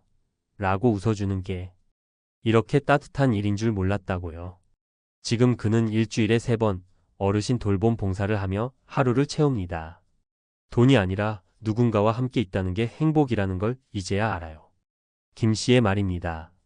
이 시간의 주인이 된 삶의 리듬 58세 조경회사 퇴직자 박미선 씨의 이야기. 박미선 씨는 워킹맘으로 살며 늘 시간에 쫓겼습니다. 일과 가정 둘 다 놓칠 수 없었죠. 그런데 58세에 조기퇴직을 하면서 처음으로 인생이 멈췄습니다. 퇴직 후 첫 달엔 매일 아침 9시에 일어나 TV를 봤습니다. 점심 먹고 낮잠 자고 저녁엔 남편 올 때까지 멍하니 기다렸죠. 내가 이렇게 무의미하게 살아도 되나? 그런 자책이 쌓이던 중 우연히 들은 한 강연이 그녀의 삶을 바꿨습니다. 은퇴 후엔 시간의 주인이 되세요. 남이 정한 스케줄이 아니라 내가 정한 리듬으로 사는 법을 배우는 시기입니다. 그날 이후 박 씨는 하루를 다르게 설계했습니다. 아침엔 산책, 오전엔 독서, 오후엔 그림, 저녁엔 동네 친구들과 차 한잔. 돈이 들어가는 일은 거의 없었지만 마음은 점점 채워졌습니다. 퇴직 후엔 여유가 생기면 행복할 줄 알았어요. 근데 여유가 아니라 리듬이 있어야 행복하더라고요. 그녀는 지금 지역 평생학습관에서 그림 봉사를 하며 내 삶의 속도로 사는 기쁨을 누리고 있습니다. 3. 돈을 쓰는 법을 바꾼 작은 행복. 63세 공무원 출신 이현우 씨 부부. 이현우 씨 부부는 은퇴 직후 1년에 한 번씩 해외여행을 다녔습니다. 이제 못 해본 거 다 해보자는 마음이었죠. 하지만 3년이 지나자 허무함이 밀려왔습니다. 사진은 쌓이는데 추억은 남지 않았습니다. 돌아오면 다시 무료함이 시작됐죠. 그러던 중 아내가 한마디 했습니다. 당신 여행보다 우리가 같이 있는 시간이 더 중요하지 않아? 그 말을 계기로 둘은 여행 대신 마을 여행을 시작했습니다. 근처 시골 마을을 찾아가 농사 체험을 하고 텃밭을 빌려 주말마다 가꾸며 사람들과 어울렸죠. 지금은 주말 농부 커뮤니티 운영진이 됐습니다. 돈을 쓰는 방식이 바뀌니 행복의 크기가 달라졌어요. 예전엔 여행에 돈을 썼다면 지금은 사람과 경험에 투자하죠. 이 부부는 이제 매달 150만 원의 국민연금으로도 충분히 행복하게 살아가고 있습니다. 소비가 줄어든 게 아니라 마음이 넉넉해진 거예요. 전문가 인사이트 행복의 공식은 자산이 아니라 관계 의미. 은퇴설계 전문가 김동엽 미래에셋 상무는 이렇게 말합니다. 은퇴 후의 행복은 경제적 안정, 사회적 연결, 의미 있는 활동. 이 세 가지가 균형을 이룰 때 비로소 완성됩니다. 즉, 돈이 아무리 많아도 관계가 끊기면 외롭고 일이 아무리 많아도 의미가 없으면 지칩니다. 행복한 은퇴자들의 공통점은 경제적 여유 안에서 의미 있는 일과 관계를 유지하는 것입니다. 또한 서울대 2호선 교수 노년 심리학자는 은퇴 후 3년이 인생의 전환점이라고 강조합니다. 이 시기에 돈의 리듬을 넘어 삶의 리듬을 찾는 사람은 이후 20년을 건강하고 행복하게 보낸다고 합니다. 결국 행복한 은퇴의 핵심은 의미 있는 일상.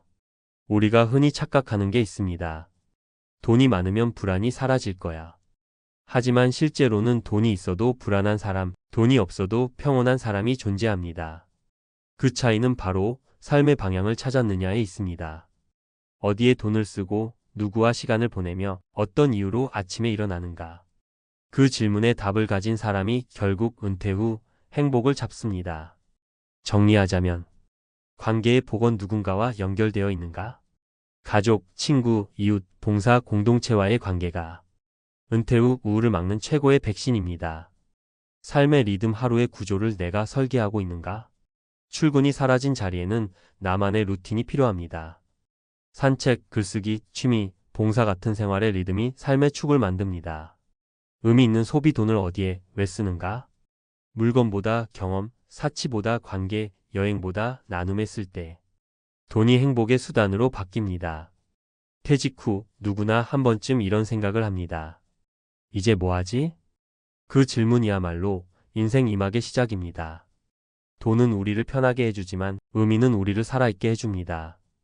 결국 진짜 행복은 더 버는 것보다 더 잘 사는 법을 아는 것. 그걸 깨닫는 순간 은퇴는 끝이 아니라 새로운 시작이 됩니다. 이제 앞서의 감정적 이야기에서 한 걸음 더 나아가 전문가의 시선으로 본 행복한 은퇴의 핵심 전략을 객관적으로 풀어보겠습니다.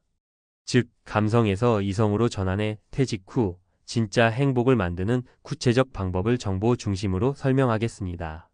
1. 은퇴 후 행복의 3요소 경제적 안정, 사회적 관계, 삶의 의미. 은퇴 설계 전문가들이 공통적으로 강조하는 건 은퇴 후 행복은 경제적 안정 하나로 완성되지 않는다는 점입니다. 미래에셋 김동엽 상무는 다음 세 가지를 은퇴의 3요소로 정의합니다.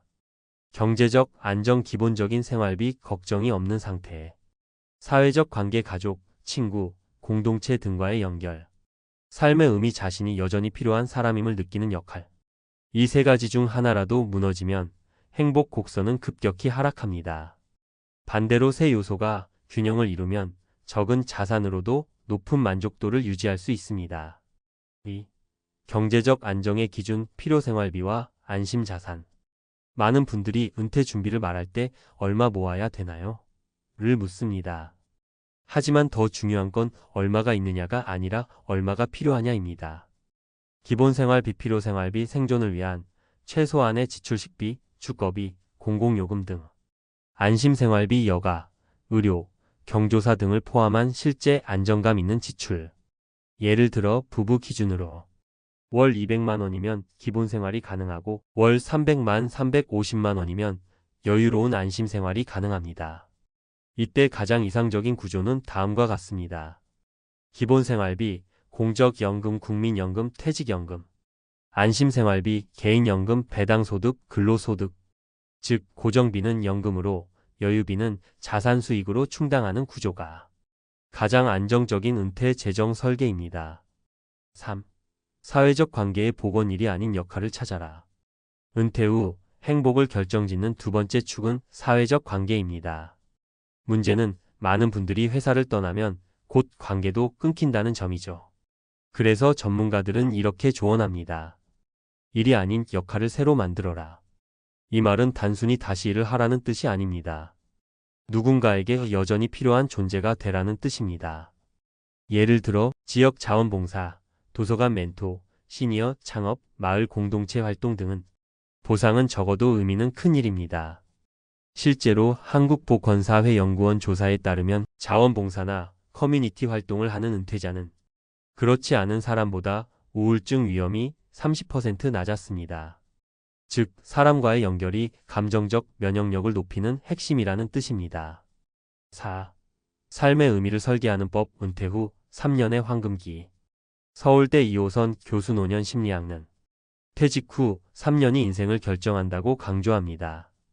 퇴직 직후 12년 동안 심리적 공백기를 제대로 지나지 못하면 평생 불안형 은퇴자로 남게 된다는 것입니다.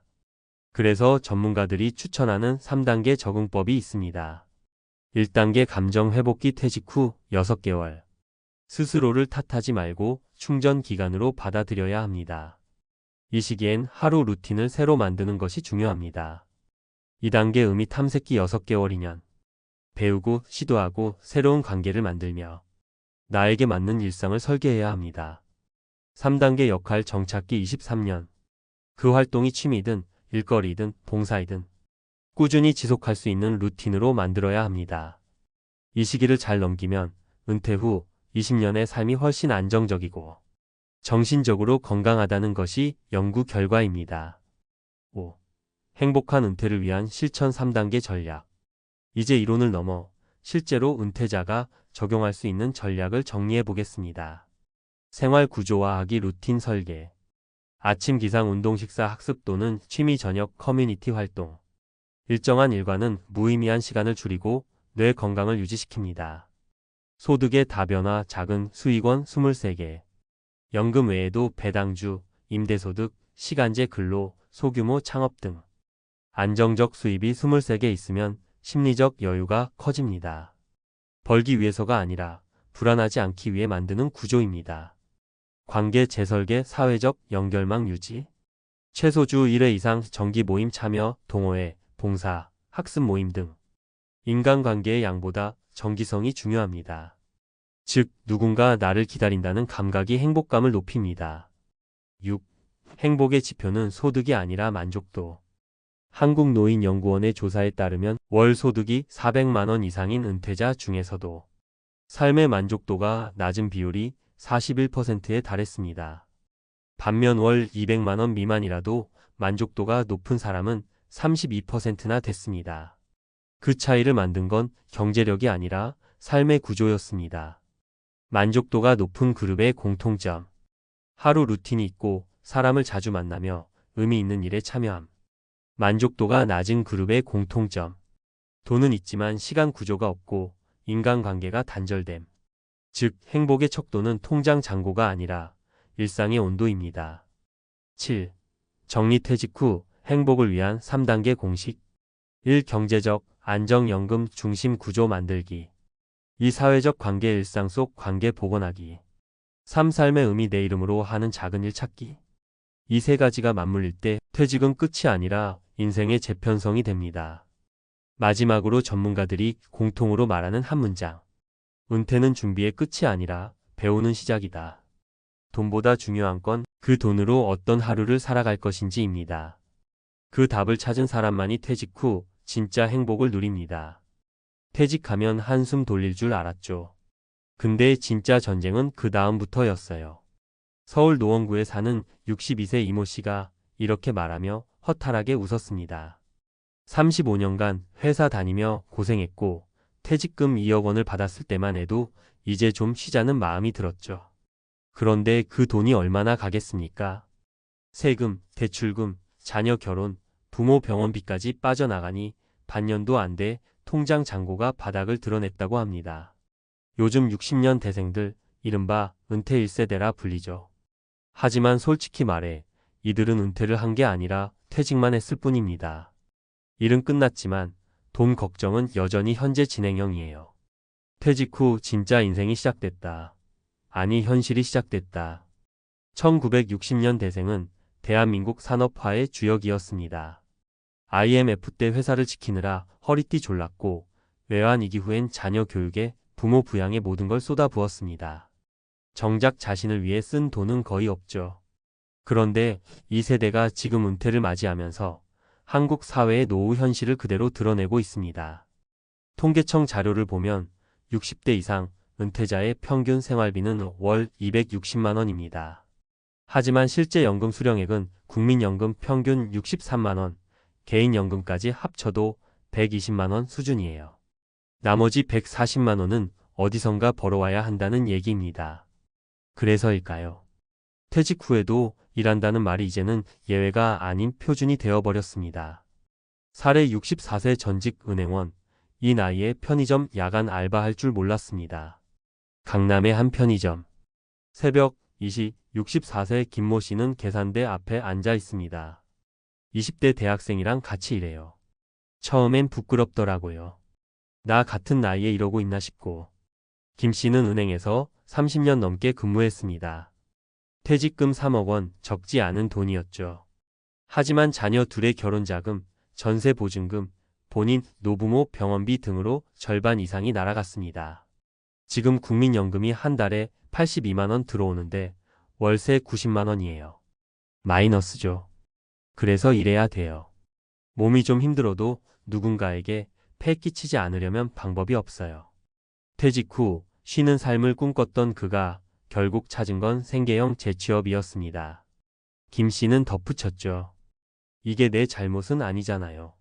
그냥 시대가 이렇게 된 거죠. 사례 61세 전직 공장 반장, 손주 용돈 주고 싶어서 다시 용접합니다. 경기도 안산에서 만난 61세 이모 씨는 퇴직 3년 만에 다시 용접공 일을 시작했습니다. 퇴직할 때 건강도 안 좋고 이제 좀 쉬자 했죠. 근데 막상 쉬고 나니까 적적하고 돈이 없으니까 더 불안하더라고요. 이 씨의 국민연금은 월 58만 원. 아내와 둘이 생활하기엔 턱없이 부족했습니다. 게다가 손주들 생일이 돌아올 때마다 마음이 무너졌죠. 용돈 10,000원 주는 것도 눈치 보였어요. 그래서 다시 나왔어요. 지금은 월 180만 원 정도 벌어요.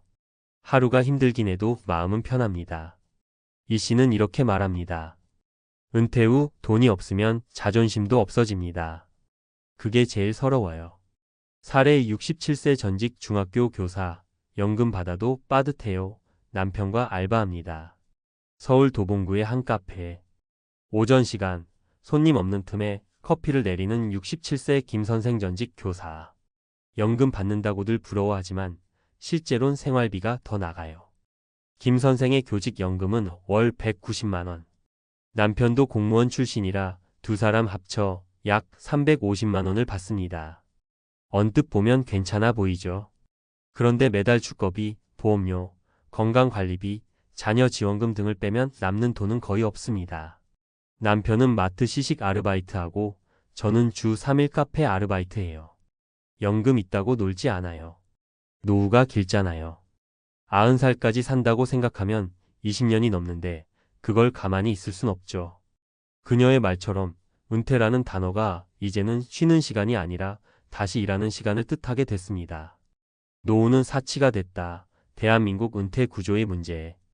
은퇴 이후에도 일해야 하는 이유는 단 하나, 소득 공백 때문입니다. 퇴직은 했지만 현금 흐름이 끊기면 인생의 균형도 무너집니다. 전문가들은 입을 모읍니다. 지금 60년 대생은 국민연금이 제대로 쌓이지 않은 첫 세대입니다.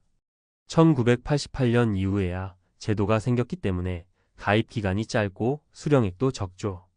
김동엽 미래에셋 투자와 연금센터 상무. 게다가 물가 상승률은 가파른데 연금 인상률은 이를 따라가지 못합니다. 소비는 줄이기 힘들고 수입은 제한되어 있으니 결국 일하는 은퇴, 즉 반퇴직 시대가 현실로 자리 잡았습니다. 은퇴 없는 시대에 필요한 세 가지 생존 전략. 일하는 노후는 부끄러운 게 아니다. 이제 은퇴 후 일하는 건 선택이 아니라 생존입니다. 중요한 건 어떤 일을 하느냐죠. 은퇴 전문가들은 말합니다. 체력과 경험을 살린 일, 사회적 관계를 유지할 수 있는 일을 선택하라. 예를 들어 전직 관리자는 강의 컨설팅, 기술직은 도급 프리랜서형 근로로 방향을 바꿀 수 있습니다. 생활비부터 정확히 계산하라. 많은 분들이 연금으로 되겠지 하다가 낭패를 봅니다. 매달 고정 지출 주거비, 식비, 보험, 건강비를 구체적으로 계산해보고 모자라는 금액을 보완소득으로 채워야 합니다. 은퇴학 전문가들은 월 300만 원 이하의 은퇴 생활은 현실적으로 쉽지 않다고 말하죠. 돈보다 관계 의미를 유지하라. 은퇴 후의 진짜 위기는 돈이 없는 것보다 쓸모가 사라졌다는 느낌입니다. 하루의 목적이 사라지면 우울증이 찾아오고 건강도 급격히 악화됩니다. 따라서 소득형 취미, 지역봉사, 커뮤니티 참여 같은 사회적 연결고리가 필수입니다. 전문가 한마디 퇴직은 제도의 끝, 은퇴는 삶의 태도의 문제입니다. 은퇴 전문 상담가 이호선 교수는 이렇게 말합니다. 퇴직은 회사가 결정하지만 은퇴는 내가 결정하는 겁니다. 지금의 60년 대생은 노후의 주도권을 스스로 되찾아야 합니다. 즉, 더 이상 은퇴 끝이 아닙니다. 이제는 두 번째 인생을 설계해야 하는 시대입니다. 중요한 건 얼마 남았나가 아니라 어떻게 살 것인가죠. 마무리 쉬고 싶지만 쉴 수 없는 세대에게 60년 대생의 삶은 대한민국의 축소판입니다. 열심히 일했고 가족을 위해 희생했지만 정작 자신에게 남은 건 퇴직 증명서 한 장뿐이라는 말이 괜히 나오는 게 아닙니다. 하지만 그 안에는 여전히 희망이 있습니다. 일하는 노후가 꼭 비극일 필요는 없습니다. 삶의 주도권을 다시 쥐고 노동이 아닌 의미 있는 활동으로 연결된다면 그것이 진짜 은퇴입니다. 퇴직은 했지만 은퇴는 못했습니다.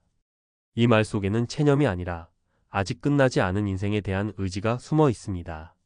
60년 대생, 그들은 여전히 살아가고 있습니다. 그리고 그들의 이야기는 우리 모두의 미래이기도 합니다. 퇴직과 은퇴는 다르다. 60년 대생 세대의 구조적 문제. 먼저 구분해야 할 개념이 있습니다. 퇴직은 직장에서 나오는 것을 뜻하고 은퇴는 경제활동으로부터 완전히 물러나는 것을 의미합니다. 문제는 지금의 60년 대생 세대 1960만, 1969년생이 퇴직은 했지만 은퇴는 하지 못한 세대라는 점입니다. 이들의 현실은 단순히 개인의 선택 문제가 아니라 한국의 구조적 세대 문제로 분석됩니다.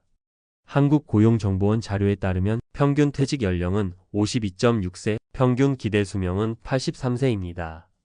즉 퇴직 후 30년의 공백이 존재합니다. 연금 제도는 아직 미성숙하고 주거비 의료비는 급등했죠. 결국 퇴직 이후에도 생계를 위해 일을 계속해야 하는 구조적 불균형이 발생한 겁니다. 2. 은퇴가 없는 세대가 된 세 가지 원인.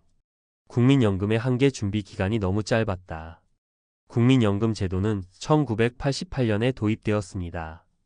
따라서 지금 60년 대생의 대부분은 30대 이후에야 가입했죠. 가입 기간이 짧고 소득 상한이 낮았던 시절이 많아 평균 수령액이 63만 원대에 불과합니다. 그 결과 OECD 국가 평균 노인소득 대체율 평균소득의 70% 대비 한국은 44% 수준에 머무르고 있습니다. 즉 퇴직 전 월소득의 절반도 확보하지 못한 채 노후에 진입하는 구조입니다. 부동산 자산은 있지만 현금 흐름이 없다. 60년 대생의 평균 자산 규모는 통계청 기준 약 4억 8천만 원입니다. 그런데 이 중 70% 이상이 비유동 자산, 즉 부동산입니다. 집값은 올랐지만 현금이 없어 생활비가 부족한 자산가 빈곤층이 늘어난 이유입니다. 다운사이징 집을 줄여 현금 확보를 시도해도 현실적 제약이 큽니다. 부모 부양, 자녀 지원, 지역 정착 문제 등으로 실제 주거, 축소 실행률은 10% 미만에 머뭅니다. 조기 퇴직과 고용 불안정 퇴직은 예고 없이 찾아온다. 한국의 대기업 정년은 평균 60세지만 실제 근속 종료 시점은 5,355세입니다. 대기업조차 50대 초반 희망퇴직이 일상화되었고 중소기업자 영업자의 경우 더 빠릅니다. 즉 퇴직이 예측 불가능하고 재취업이 불가능한 구조입니다. 한국고용정보원에 따르면 55세 이후 재취업자의 60%가 비정규직 단시간 근로자입니다.